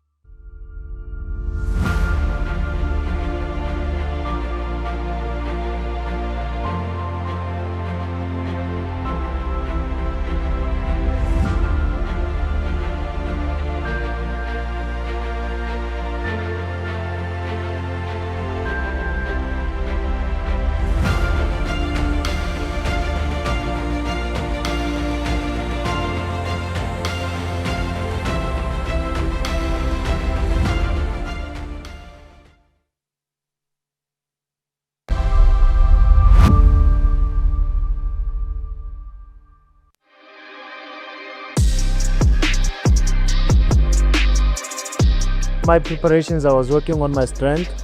And I was working on my fitness. Yeah, and looking at my opponent, his strength and his weaknesses, and trying to see how he fights, what he does. Yeah. Coming through this fight, I prepared hard because I was fighting March, and then from there I rested like a week. Then I got back to the gym. Ever since I've been training. Yeah, so like for this boy, I never cut corners because in terms of my skill set, I believe in it so much. I'm going to cut him down. I'm going to hunt him and catch him and take him down. He's a funny man. He's a funny man. Okay, let him come. We'll see. But then, in terms of my side, I've been around the world. I've been in Japan. I've been in the ring with people like boxers who say who like were considered pound for pound greats. So who's him? My strength. I'm a power puncher. I hit hard. Me, I'm a counter puncher. I beat my opponents according to their mistakes. Yeah, that's how I've been taught boxing. Beat your opponents. Every time you make a mistake, you must pay. Might be an early night. Just that I'm not sure about the rounds, but then I won't go all the rounds. Yeah, no. I don't finish my bunch. She'll be the first gun. I won't finish my fights. Now there's no time to train. Hopefully he prepared, because me obviously I know I'm gonna win because I don't play. I come to fight straight like that. Watch out. I'm gonna come like a rain. Then I'm gonna rain on them. Till he cries and begs for mercy.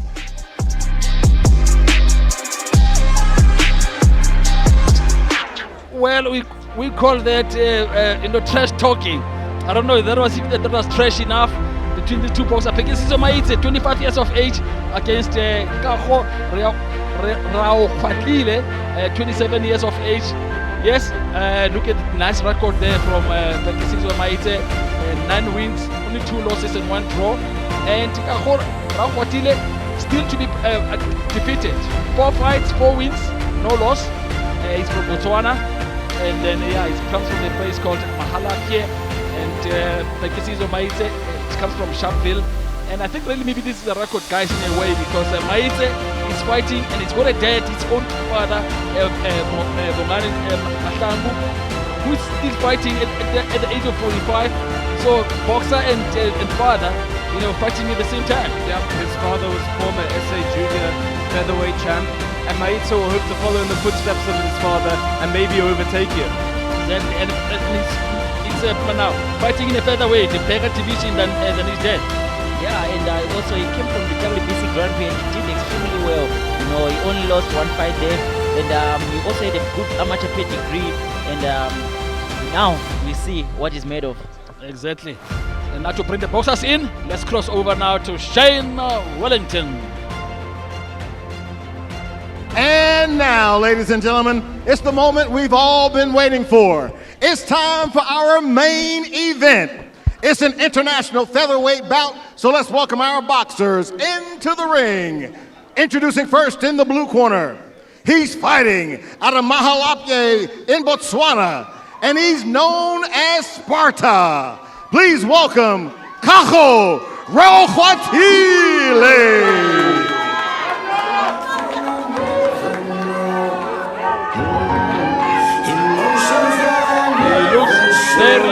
Very confident.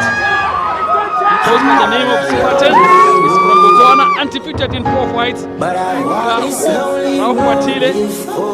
He has to be confident. He's never lost a fight, and 100% knockout ratio is very dangerous. I can give him a puncher's chance. Take him on back. He was very skillful. We'll see how his power is up. Because if he just doesn't have the power, no skills, it's going to be a big problem for him tonight. Yeah, he's a southpaw as well, so it presents a bit of a different type of risk for Maitse. And now for his opponent in the red corner. He's fighting out of Sharpeville, South Africa, and he's the ABU SADC featherweight champion. He's a Warrior Ascent athlete known as Dr. Sleep. Ladies and gentlemen, please welcome Bekizizwe Maitse. Yeah, it's called Dr. Sleep. Is it because now, he let his opponents go to sleep? Well, it's definitely not because he puts his fans to sleep. He's a very entertaining fighter. He had the great opportunity of participating in the WBC Grand Prix in Riyadh, Saudi Arabia. He beat two really good undefeated prospects as a part of that tournament, and he lost in the semi-finals to a highly respected Mexican prospect, Brandon Mosqueda. So he's got the pedigree, he's got the experience. 9 wins, only 2 losses, but as you say, he doesn't have to have a big punch because he's only stopped one opponent in 9 wins. He really hits hard, he really hits very, very hard, but it's just, sometimes the styles of people can determine how you're going to stop an opponent. And Becky is really experienced, you will see it tonight. Ladies and gentlemen, Mayhem at the Market 5, live from the Four Ways Farmers Market here in Johannesburg, South Africa. This is the main event. Proudly brought to you by Warrior Ascent Promotions, together with Top Boxing Generation Ukraine. Warrior Ascent Promotions, showcasing the best of African boxing to the world.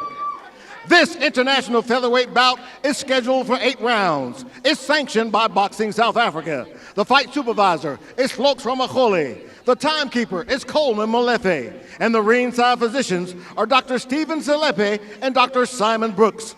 The judges for this bout are Jaap van Nieuwenhuizen, Namtla Tuluba, and Duduzile Dlamini. And now, introducing first, fighting out of the blue corner. He's wearing the white and red trunks and weighing in at 56.3 kilograms.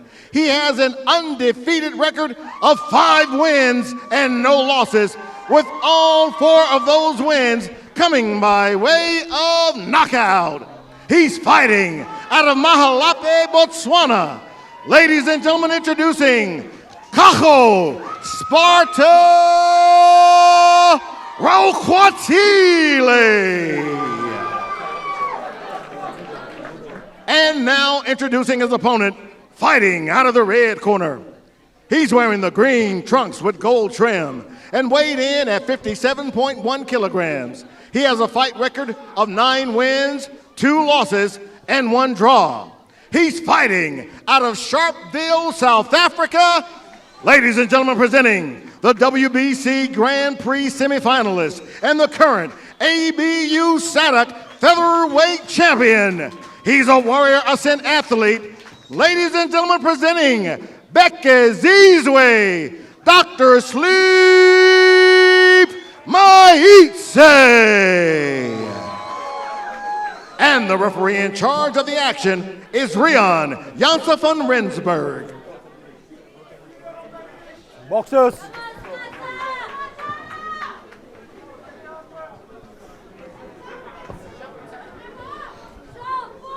Okay guys, you obey the boxing rules, always listen to my commands, protect yourself at all times, shake hands, enjoy your fight. The man must be really confident to come all the way from Botswana to take on with his to put his undefeated record on stake against Bekizizwe Maitse.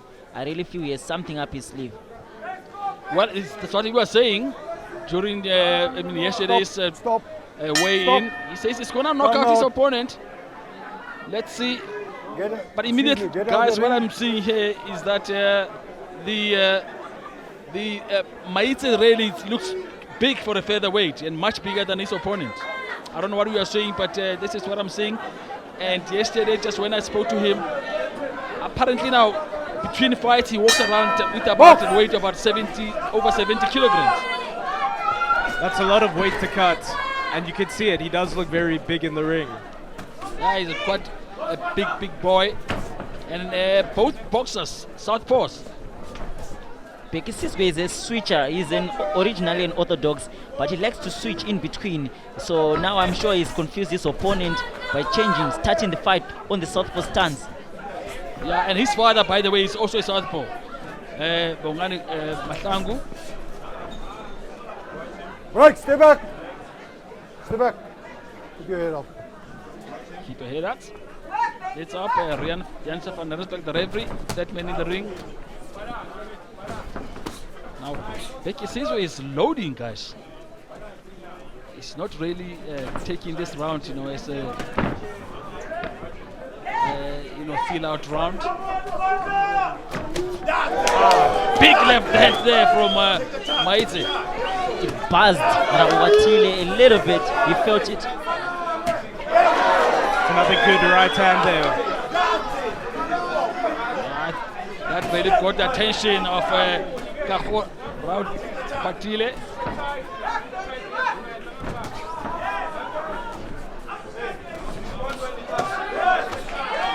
Good work to the body from Raokgwathile. Yeah, two big punches, body punches.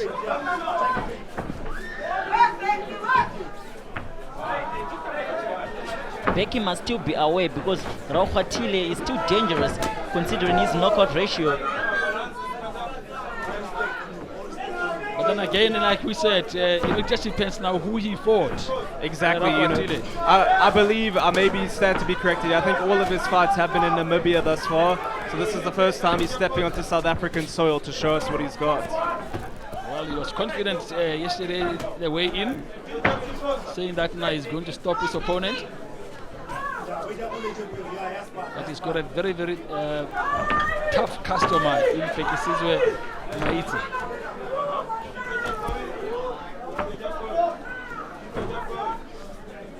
These boxers had no time to waste. Started with all action from the beginning of the round. From the start of the first minute, you can see it's been all action. Both boxers landing and exchanging punches. Stop holding. And again, guys, I can't stop wondering really how big Maitse is. For a featherweight, it really looks big for the division. Nice body shot from Raokgwathile. 10 seconds. Both boxers changing big punches. Stop! Great flurry of action to end that round. A difficult round to score. Both fighters enjoying quite a lot of success at different times within the round. How would you have it scored, Peter? Well, again, I'm going to sit on the fence and really say it's a 10-10 in that round. Let's see now what happens now in round number 2.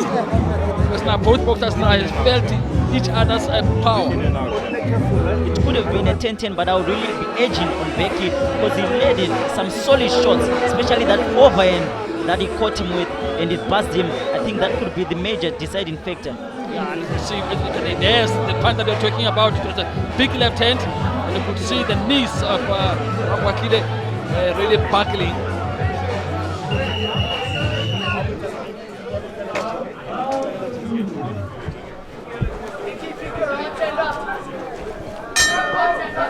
Box! Raokgwathile needs to put his hands up because he's been caught by this similar shot almost 3 times. He needs to adjust and make sure that he doesn't get hit with a big shot like that, especially with these clitorius gloves. They are very hard. Bekizizwe Maitse with a total of 4 KOs in 9 wins, only 2 losses. So he does bring some experience in this fight. Oh, good straight left from Bekizizwe. It seems like it's a battle now of which fighter can establish their jab. Both of them keep flicking that jab out. And giving that. Well, I think he touched the canvas with his punch. That should be a knockdown. Yes, if his glove touches the canvas, then it is a knockdown. Well, I'm not sure if the referee caught that. Yes, I think the referee really missed that. Janse van Rensburg, I think he was not sighted. Really, he missed that knockdown. I really think the Grand Prix that Beki went, the WBC in Riyadh, really changed him a little bit. He hits very hard and he's more experienced and skillful. Look how he puts his combinations together and get out of the way. I love the body shots coming from Raokgwathile. Seems like Beki didn't like that and he had a clinch. It looks like that maybe Raokgwathile really can punch. His punches really seem to be not telling a story now against Yeah, and it shows because his record of 4 wins, 4 knockouts is no joke. His power's got to be respected. Yes, and if you say that those fights right away in Namibia, we know that Namibia's got a very, very good boxers. So if we could manage to knock out. Beautiful exchanges. The body shots coming from Raokgwathile, and Beki is mixing up his punches and switching up with the angles. Trying to mix big punches coming from both boxers. Stop! Only Wanted to stop all this. only in the second round, and you can already see this fight looks like it's been a war, lot of war, like we're on the 11th round. Definitely it's a war. I think both boxers now, they felt each other's punches. I mean, each other's power. I think both of them have found their range now. You know, first round it looked like a round of who's going to establish the jab. Now both of them are going to war, putting on a battle. Exactly, they're coming up with big punches, and I think maybe they should resort to the basics. You know, start jabbing, just jab, and use your ring and the movement. Good shot from Raokgwathile. Hit him with the right hand. Beautiful round there. Now, how do you score that one, Bevan? I don't want to be a judge at this point. This was a really competitive round, and it was a bit of everyone at their moment in the round. You can see Beki came back, Raokgwathile also came with some good shots, good body shots, so it was really competitive and tight. I don't know how you score it, Peter. Yeah, I think, yes, I agree with you. I'll give it maybe to Maitse. And then Braden, what do you think? Look, I'll just say that I'm glad that I'm sitting here with you guys instead of in the judge's seat, because this was a very tough round to score. Yes. If we have a look at the replay here, Bekizizwe goes with that lead right hand, he misses. And then there's some of these exchanges on the inside, both of them trading huge blows. And it confirms what we said earlier on, that Raokgwathile went down, and then he touched the canvas with his glove, and that should be a knockdown. It's interesting because that was an even round, but technically it should have been a 10-8 round. 10-8 round, yes. Beki knows how to fight from the outside. He's very tall, he knows how to use distance. He hits and moves back. Nice right hook. Yeah, but he's up really against a very, very dangerous opponent in Raokgwathile.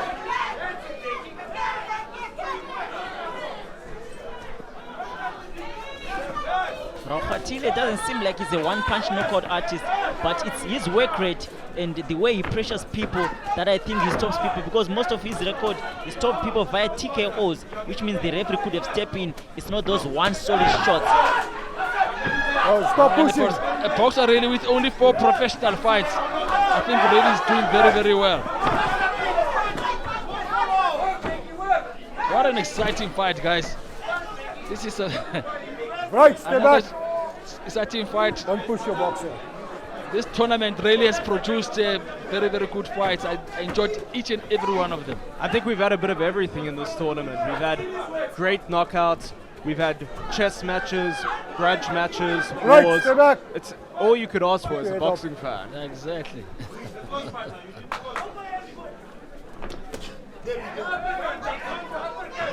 Raokgwathile keeping his hands tight. I think he learned his lesson in the beginning of the round when he was dropping his hand, because Beki has a big left hand. There it is again. Good shots to the body and head from Raokgwathile. And then look how he responds really after being hit. Right. Then you think that now he's felt the punches up and it could be going down, and then it just comes back with some big shots of his own. It's the body shots of Raokgwathile that is doing most damage to Beki. You can see every time he puts his punches together downstairs, Beki doesn't like it and he holds and clinches and moves out of the way. Both men really coming to win. I don't think there are any one of them really has got some doubts whether they can win this fight or not. They really come here and said, I'm going to win this fight. Both of you.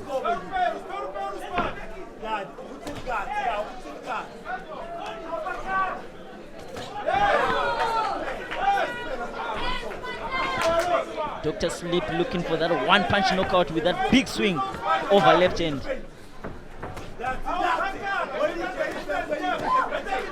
Again, more of that assault to the body from Raokgwathile. And he brings it upstairs as well. He brings that left hand upstairs. I think Becky is struggling to fight on the inside. 10 Every time seconds. Raokgwathile is on the inside, he's doing most of the work. Yep. Raokgwathile is roughing him up, especially with those body punches. Nice, already fighting now in the pocket. Raokgwathile. Honestly, what I can say is how Raokgwathile did his homework on Becky, because Becky, when he lost on the WBC Grand Prix, it was from a body shot. So I think he saw that this boy cannot take the body shot. Yeah, so that's why he came up with that big game plan, and I think it's really working on him for him. He's working for him. He's going for body punches. And yeah, let's see what happens now in the next round, round number 4. Yeah, very good round over there for Raokgwathile. Probably his best round of the fight so far. I think he made Bekizizwe feel very uncomfortable with those body shots. He's roughing him up. We have a look here in the replay. Raokgwathile bringing the pressure, unloading the shots, flurry of combinations. And I think, Bevan, you mentioned it before, it doesn't look like Becky's comfortable fighting on the inside. Yes, like you say, Bevan, look at those body punches now from Raokgwathile. He's really loading those big punches. Becky needs to stay on the outside.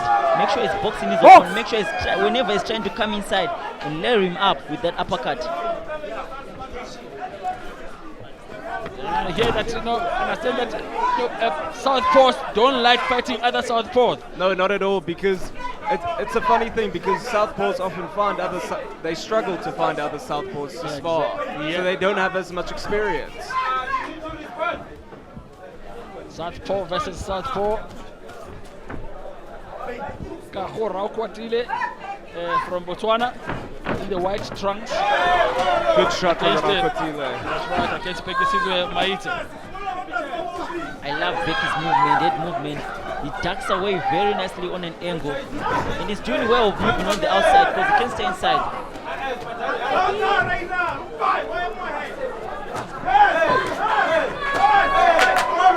Big punches coming from Raokgwathile. He's starting to pick up the pace now, hitting Becky brutally on the body. Becky needs to keep him on the outside, similarly to how he did in the first round, which I thought was the best round, his best round of the fight so far. Nice punches, nice cut from Raokgwathile. Raokgwathile putting his punches together. He's doing very well in this round. Right, stay back! Stay back! Stop holding around the neck, okay? Becky needs to get back in this fight.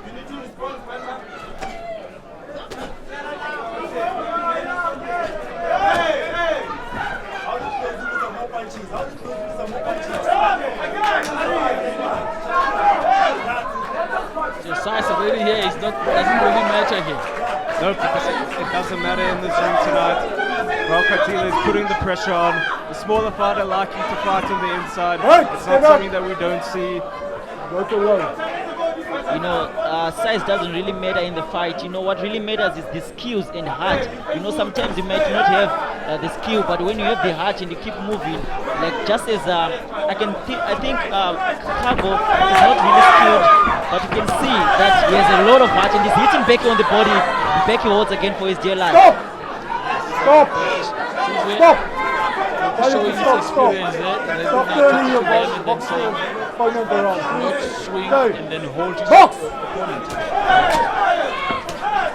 It's the age-old saying, but it never fails to be true. Styles make fights. And Raokgwathile's style right now is making this fight swing in his favor. Old adage, boxing. Right! Right! Box. Becky feeling the pace of the fight, but he's not stopping, he's moving his head. Behind the head, stop! Yeah, I think he's slipping those punches nicely. Another really good round at the book for Raokgwathile. He's really putting on the pressure. He's showing South Africa what he can bring to the table. And all that experience that he got, as you say, from fighting in that WBC Grand Prix. So he's bringing that experience. He's a complete different boxer right now. But yeah, but he's up against a very, very determined boxer in Kago Raokgwathile. Raokgwathile didn't really impress me at the beginning of the round. He started very slow, but now he's putting his punches together, punches in bunches, throwing combinations, and he knows how to fight on the inside. Well, I think he's hitting Becky with the body shots when he's staying inside. Yeah, it's a lot of those short uppercuts, body punches. See it in the replays here.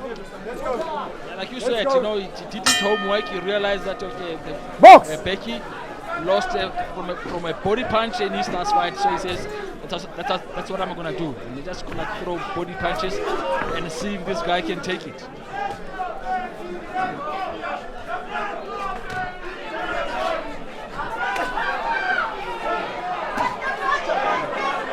Stop! Fight really befitting of this is the last time that I want to grab and turn your boxer opponent the main around. bout. Okay? Yeah, Please it's don't do the that. main bout of the night. We've seen so Box. much action, and then this fight is such a high-level technical fight, and we're glad to watch it. Triple jab from Bekizizwe Maitse.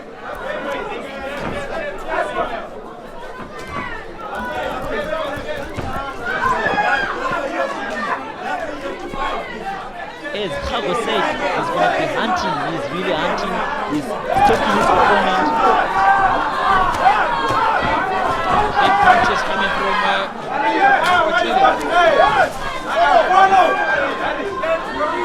The footwork of Bekizizwe is the one that is saving him. He knows how to get out of the way. Especially against a volume puncher, you have to get out of the way. He's doing that perfectly. They don't know how to survive.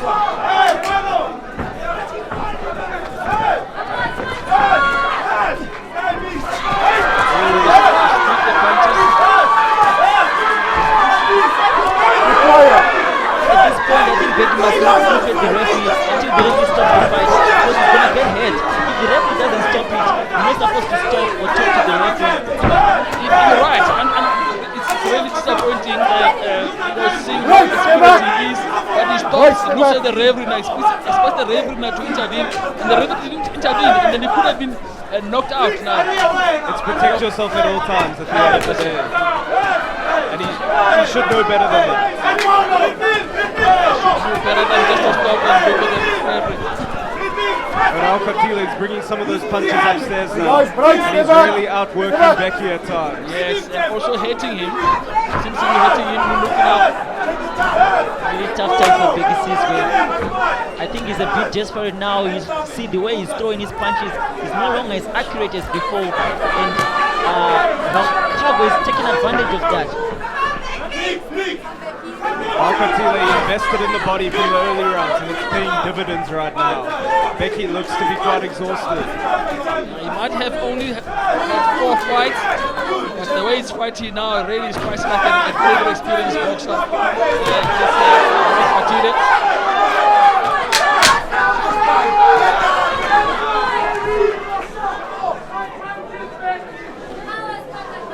Right, stay back! Raokgwathile 4-0. Right. You can see why he still kept his all. This guy is a very dangerous fighter. Telling him that now don't fight, don't punch after the bell. The bell goes, stop punching.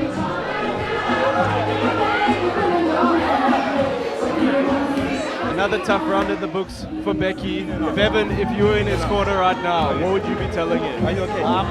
It's a bit difficult now because it's late in the round. You know, I would like to tell him to use his movement. You know, every time he was moving, he was doing well. You know, when he's off the range, because he's the taller guy. And you can see Kago is only comfortable when he's on the inside. So now I don't know if Becky still has the legs with the pressure that he's been going through to keep on moving. And that's a really tough night for him. And the body punches also, you know, they slow you down. You might try to move as much as you want to move, but if your opponent really is getting into the body, that is going to slow you down. He really needs to dig deep in this last remaining rounds. And the uppercut would be a best key, because the way Kago is coming inside, he's falling with his head over. And Becky can capitalize on that by setting up with this jab and making him fall for the uppercut. Let's finish this fight nice. Okay, let's go. Box! All right, they shook hands there. Was that indicate The last round, I don't think so, because now, according to what we have here, this is round number 6 of 8. I really think it's really 6 rounds.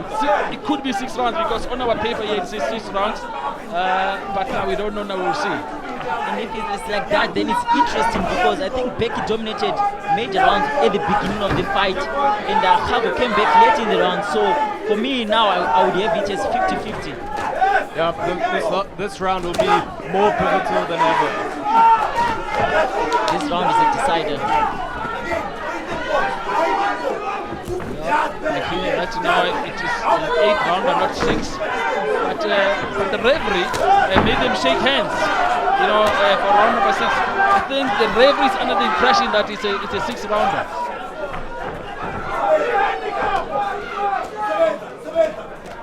Right, stay back.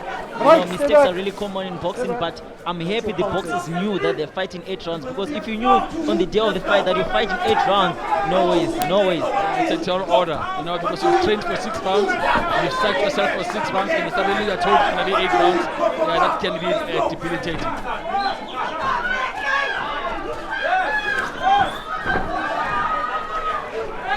Right, stay back. And now I see what we mean, guys, when you say really size doesn't really matter, because a smaller boxer really is bullying the bigger boxer. Yeah, and it's because he's fighting his fight, and that's the most important thing for him. He's ducking down though, he's going in on the inside. Again, great uppercuts from Raokgwathile. Becky keeps his hands low every time he hits. He's reset, the way he resets after he punches, he brings his hands way below. Raokgwathile right now, I think really is on top. Bekizizwe cannot really keep him away. More big shots. Another right hand. Becky tends to relax when he's on the ropes.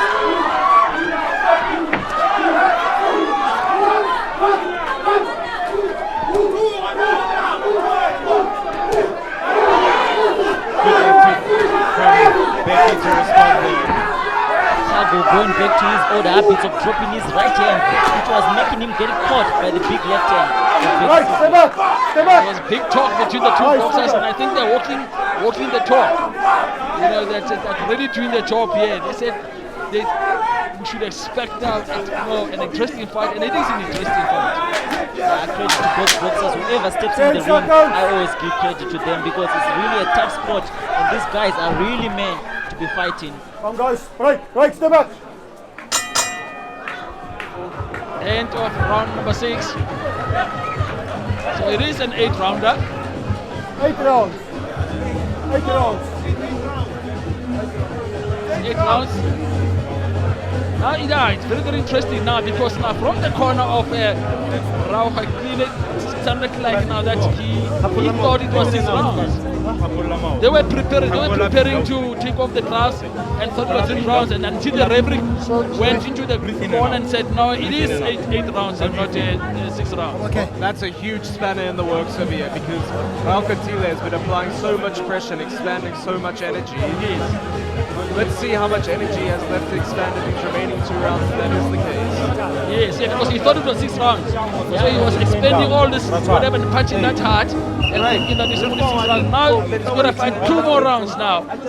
Unbelievable stuff. But let's see what it is. If he really maintains what he's been doing, I think this 8th round could be in favor of him, because it's only a few rounds left. And if he still has it in his tank, because the last remaining rounds he's been dominating.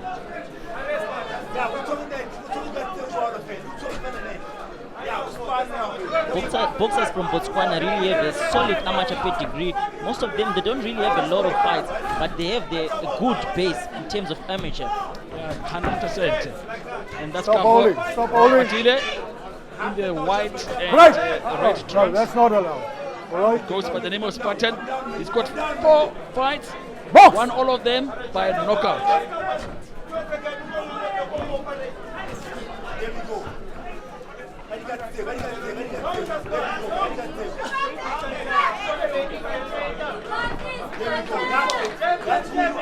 Now you seems to be missing. He's not really coming out strong now.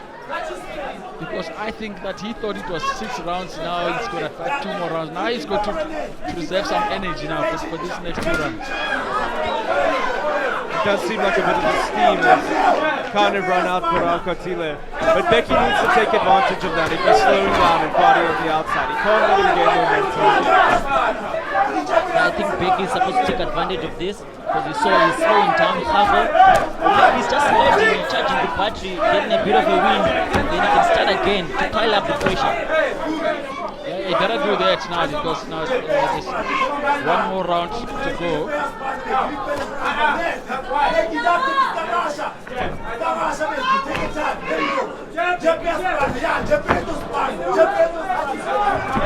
Nice jab downstairs from Becky. On the back foot is Kago Raokgwathile. Extra 2 rounds according to them might just save Bekizizwe. They might be able to secure him a decision or a draw at the very least. 100%. But I think at the end of round number 6, I think he was really behind on points. Yeah, I think he was behind, or it could have been 3-3, you never know. He needs to push on though, he needs to push on. I want to see higher volume of punches from him. I don't think he's necessarily taking advantage from this recharge that Kago is taking at the moment.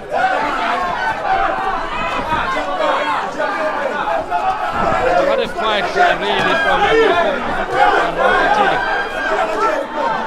Leave his hands, leave his arms. A minute left to round number 7.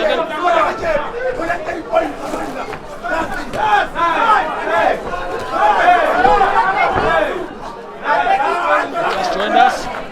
This is the ultimate round in this featherweight. Ultimate round. 10 seconds, let's go. Featherweight division. Yeah, we just saw that no knockdown rule. That was ruled as a slip by the referee. Stop! Like he came in this round to collect the points, and he did collect the points. I would really edge the round to him. Kago didn't really do much. He was moving. He didn't get back his team that we were looking for, that he brought from the round 3 up to the 6th. Extra 2 rounds. Might just be saving grace now for Bekizizwe. Yeah, no, good round for Bekizizwe. He didn't really set the lights out in that round, but I think he did enough to secure it, and that could be so vital for him. But we still have 1 more round to go, and I still had Kago 3 rounds up. So this round will be the decider. If Becky takes this round, I think he clearly dominates this fight and takes up the victory. If he can win the last round, maybe Bekizizwe, I think he can take this fight. Final round of the final bout of this fantastic card that we've gotten to watch. Let's hope for fireworks. It's been on theme tonight. Box! What a tournament this has been. Brought to you by Warrior Ascent. Who wants it the most is now where it comes to. Yes, now who wants it the most?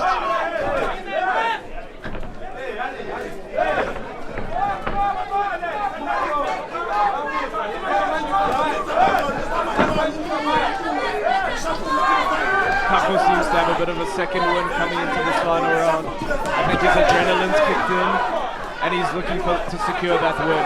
He's bringing the pressure again to Becky. He thought he was going to knock out Becky. Bekizizwe, so let's see if maybe he's going to try to at least drop him.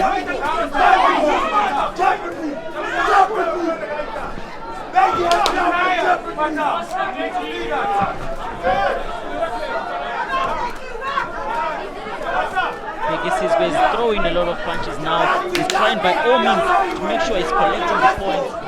But Kago is not going away. He's still right in his face, making sure that he tries to secure this victory.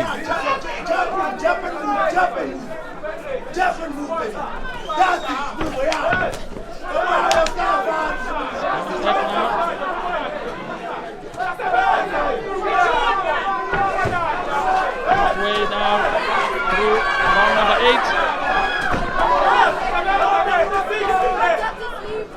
Stop! Bekizizwe really, I think, is really, shading this Guys, round. come listen to me. This is the last round. Stop wrestling. Stop holding each other, swinging around. Start boxing for me for the time that's right. Both of you, please. Box!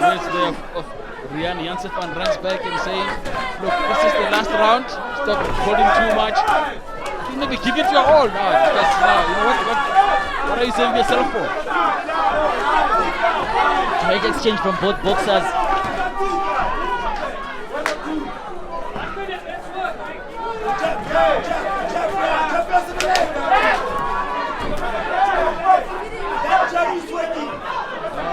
Right, I'm so excited to see this fight finishing because I really want to see how the scores are going to be. Yes. And I think in fairness, if it was already according to me, I would make it a draw. It's a very difficult fight to score. That is extremely, extremely difficult.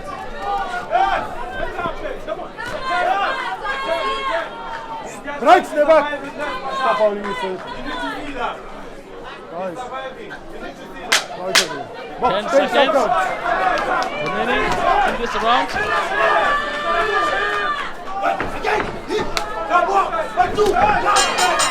There goes to the bell. And both boxers are raising their hands. Question number, who won this fight? Bekizizwe standing on the ropes. He thinks he's got enough here. It's going to be a razor close decision. I won't be surprised if it's a split decision or a draw. Whoever, it can go either way. Because really, in all fairness, we know that scoring a boxing match is subjective. The judges are human and they can score. You don't know what they're looking for. Yep. Some judges are looking maybe for action. Some are looking for big punches landing. Controlling the ring. Controlling the ring. So it really depends really on what the judges is looking at. In terms of each fighter's performance, Kago Raokgwathile, he's come as somewhat of almost an unknown quantity coming to South Africa to fight. Only 4 fights. How do you think he's performed? I think really he's performed brilliant, really. For somebody really only 4 fights and all by knockout. So I don't think he's ever gone in the distance, especially 8 rounds. Because I don't know in those other 4 fights that he's knocked out his opponents. How long they were scheduled for. But whatever it was, he knocked them all out, and then this is the first time now that he goes the full 8 rounds. Yeah, credit goes to him and his corner. They're executing a great game plan. They focused on inside fighting, attacks to the body, and they imposed their fight on Bekizizwe Maitse.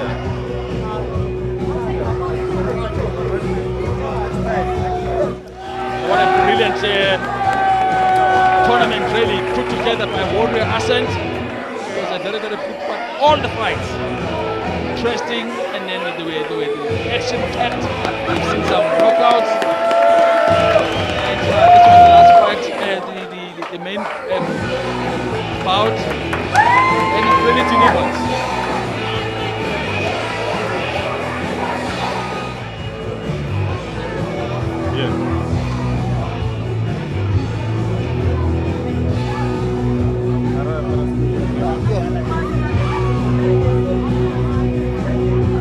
Guys, if I'm to put my head on the draw, I'm going with Bekizizwe Maitse. I mean, for me personally, I think that Kago Raokgwathile slightly edged it, but I won't be mad at any scorecard. I don't want to see them run it back. Me too, really. If ever it goes either way, I'll be very happy. It was a very, very close fight. Bev, how did you see it?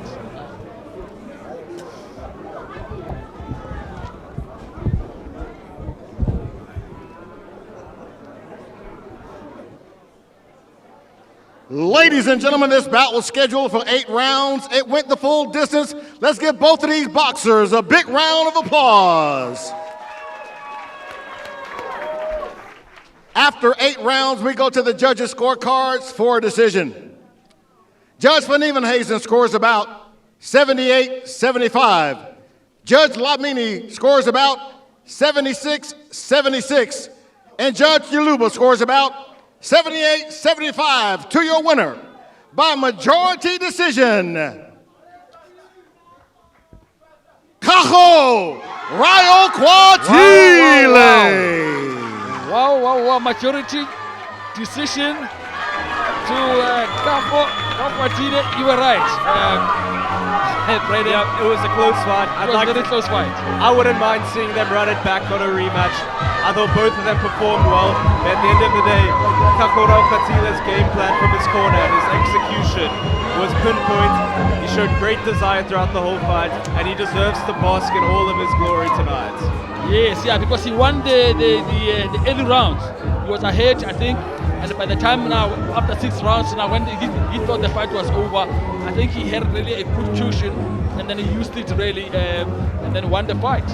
And according to the judges' scorecards, you can see they say 78-76, meaning that 2 of the rounds is what Becky took. And I think it must be one of those early rounds, you know. And we thought we were 3-3 going to round 7, but maybe we only dominate those first 2 rounds, and Kago went on to dominate the rest of the round. Yeah, and one of the judges 76-76. Yeah. So it, 4-4, 4 rounds each. Yeah, exactly. And look, it was, like we said, it was going to be a subjective fight no matter what.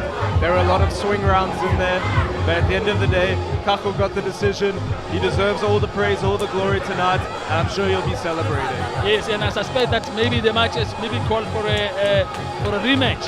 I think we need to see him back. He's a good fighter. I think he needs to. They need to bring him back so that we can see him again with Becky rematch. When talks, it will be really a good fight, and Becky can adjust, you know, and maybe take the next win. 100%, yeah, because he's learned a lot already when he fought in the WBC. What was it? Grand Prix. Yeah. So yeah, he's brought that experience, and it showed tonight in the ring. But he was up against this man now in your picture. This man really came here to win. Yeah, really came to win. He caused an upset. He showed everyone here his skills, and he's put a statement out there. People will be on notice now for Kago Raokgwathile.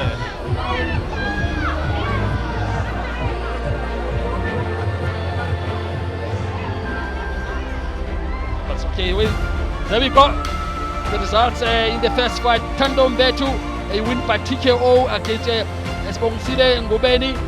Tarisai Mutsau beating Kabisile Tshabalala there by majority decision, and Mpendulo Msimanga stopping Mthobile Qovile by KO, and in Ndabezinhle Phiri also stopping Gcina Makhoba. I think it was in the second round, and Aaron, the sniper Muteba, stopping bani Masamba.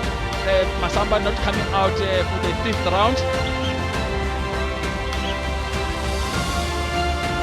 For the last 2, we had Wassim Chellan versus Paulus. Amavila. Chellan put on an absolute clinic in that fight, showing his power and showing why everyone must respect what a dangerous fight he is. Moving into the final bout of the evening, the main event, Bekizizwe Maitse versus Kago Raokgwathile.